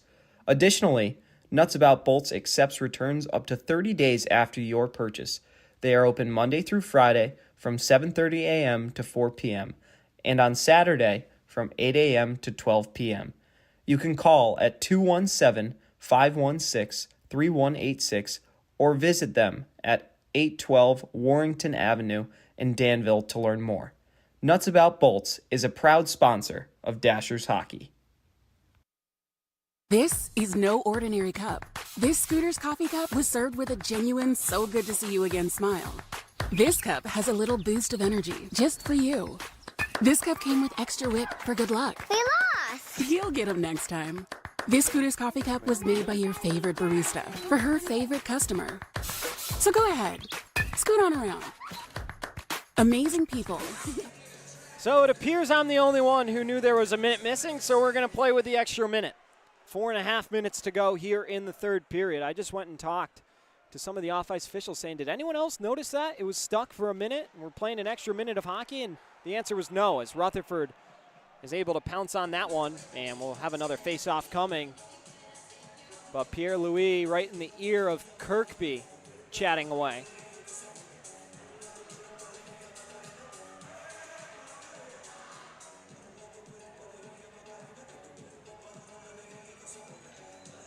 Dashers wanted a call on the back end there.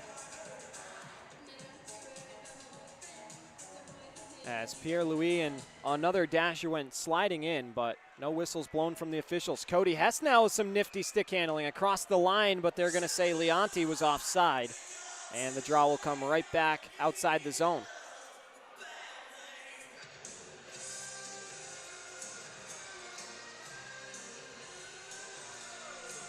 Binghamton with another game above 5 goals. Extend that number to 26 games that they've played with 5 or more goals. Such an impressive stat. Really blows my mind, the offensive production they've had. As Dakota Bond into the neutral zone, picked off by Jumanji. Slinger back for Doyle, who touches it to Slinger and turns it over to Stubbs now. Stubbs around the goal, cut off by Slinger with a strong effort. But Stubbs somehow maintains it. Thompson in front gets a quick shot away, and Rutherford's there to grab it in the chest.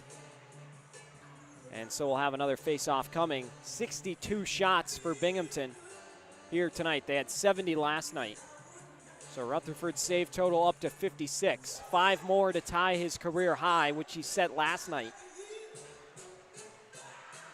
And maybe that extra minute will be the difference for him if Binghamton keeps the offensive pressure going.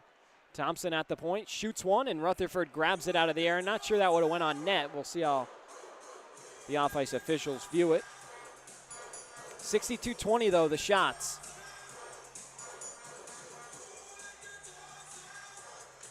As face-off is won by the Black Bears. Anderson with room to shoot, sends it back across looking for Kirkby. Deflects off his stick. He'll go back out to the point for Bond. Bond. Indirect for Anderson. Dashers looking to force it back out into the neutral zone, and they do. Dale Dion leads Anderson. Backhand pass into the neutral zone for Stubbs. He'll gain the line. Slides it back over to Thompson. Thompson saucer pass for Kirkby, who bats it down to Anderson. Anderson back over to Thompson. Thompson with Wyzak door-to-door with him.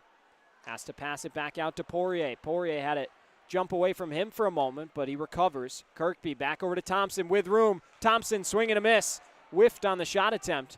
Poirier now shoots. Didn't get all the way through. Anderson on the rebound. Open goal. He scores. Rutherford couldn't locate the puck, bouncing all around. And Binghamton adds a 7th.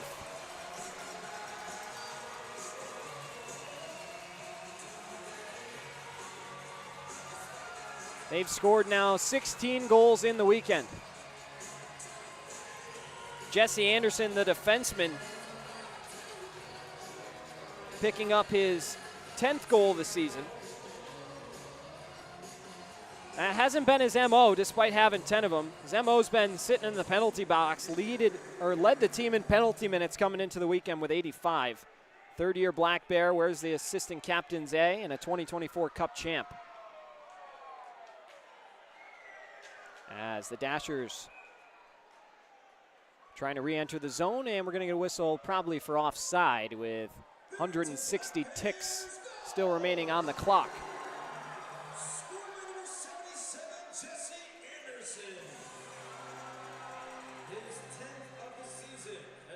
Mott loses this draw to Zach Horn. Binghamton out of their own zone. Poirier sauces one to the tape of Mott. Mott surveys, looks, and then had his shot deflect off of Wyzak.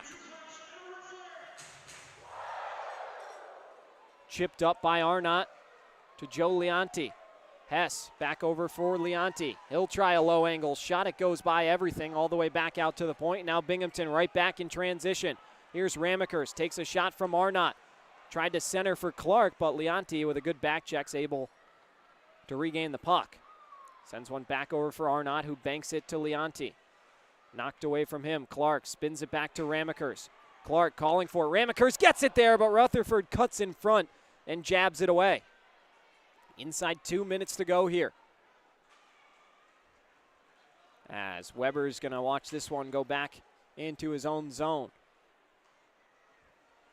Clark right back in the O-zone, finds Weber. Weber comes in and shoots. It deflects up and into the netting with 1:34 to go in the third period.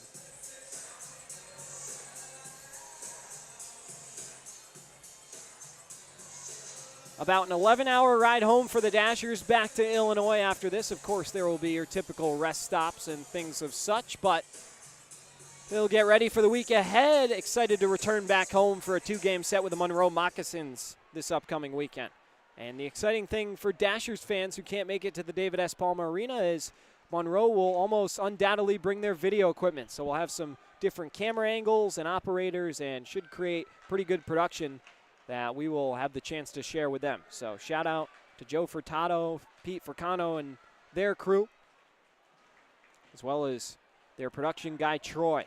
Always a treat when those guys are able to hook up their bells and whistles. Poirier up to Benchik.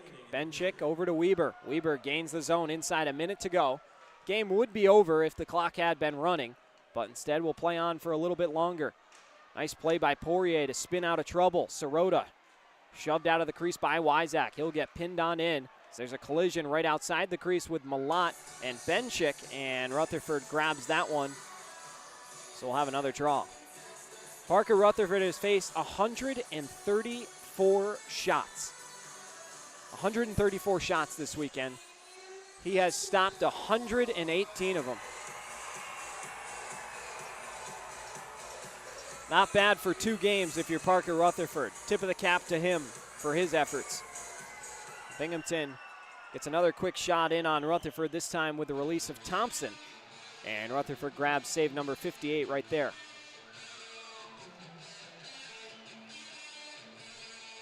.40 seconds to go here in the third. Another quick face-off shot is blocked by Davis. He gets it to Jumanji in the neutral zone. Springing ahead for Sewardson in all alone. Sewardson's backhander right into the chest of McAnanima and held with 29 seconds to go. It'll be an offensive zone draw for the Dashers, now up to 21 shots.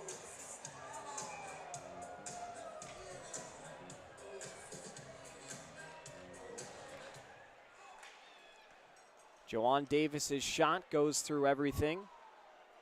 Thompson looking back for Poirier. Inside 20 seconds to play here in the third period. Back at center ice, it's Kirkby spinning away from Doyle with ease. Kirkby hits the brakes for Stubbs. Back to Ramekers. 5 seconds to go. Sewardson springing one ahead for Davis, and the clock will expire. And that will do it here from New York. The Binghamton Black Bears win in dominating fashion, a final score of 7-1 over the Dashers here. We're going to step aside and collect our thoughts ahead of the Dashers Hockey Club postgame show in just a moment.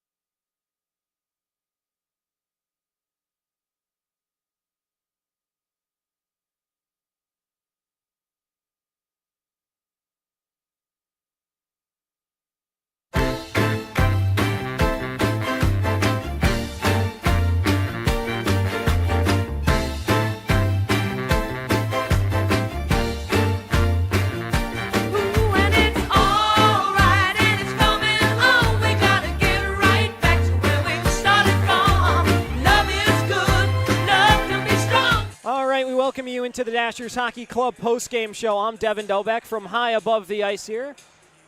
After the Dashers fall by a final score of 7-1 here, we're going to take you quickly through our box score.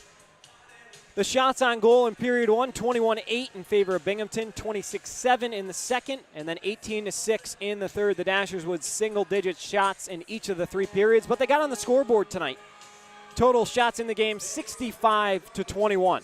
Parker Rutherford with 58 saves in the game after making 61 last night. He was exceptional in the weekend and one of the bright spots for the Dashers. But we'll take you just about through the goal scorers here.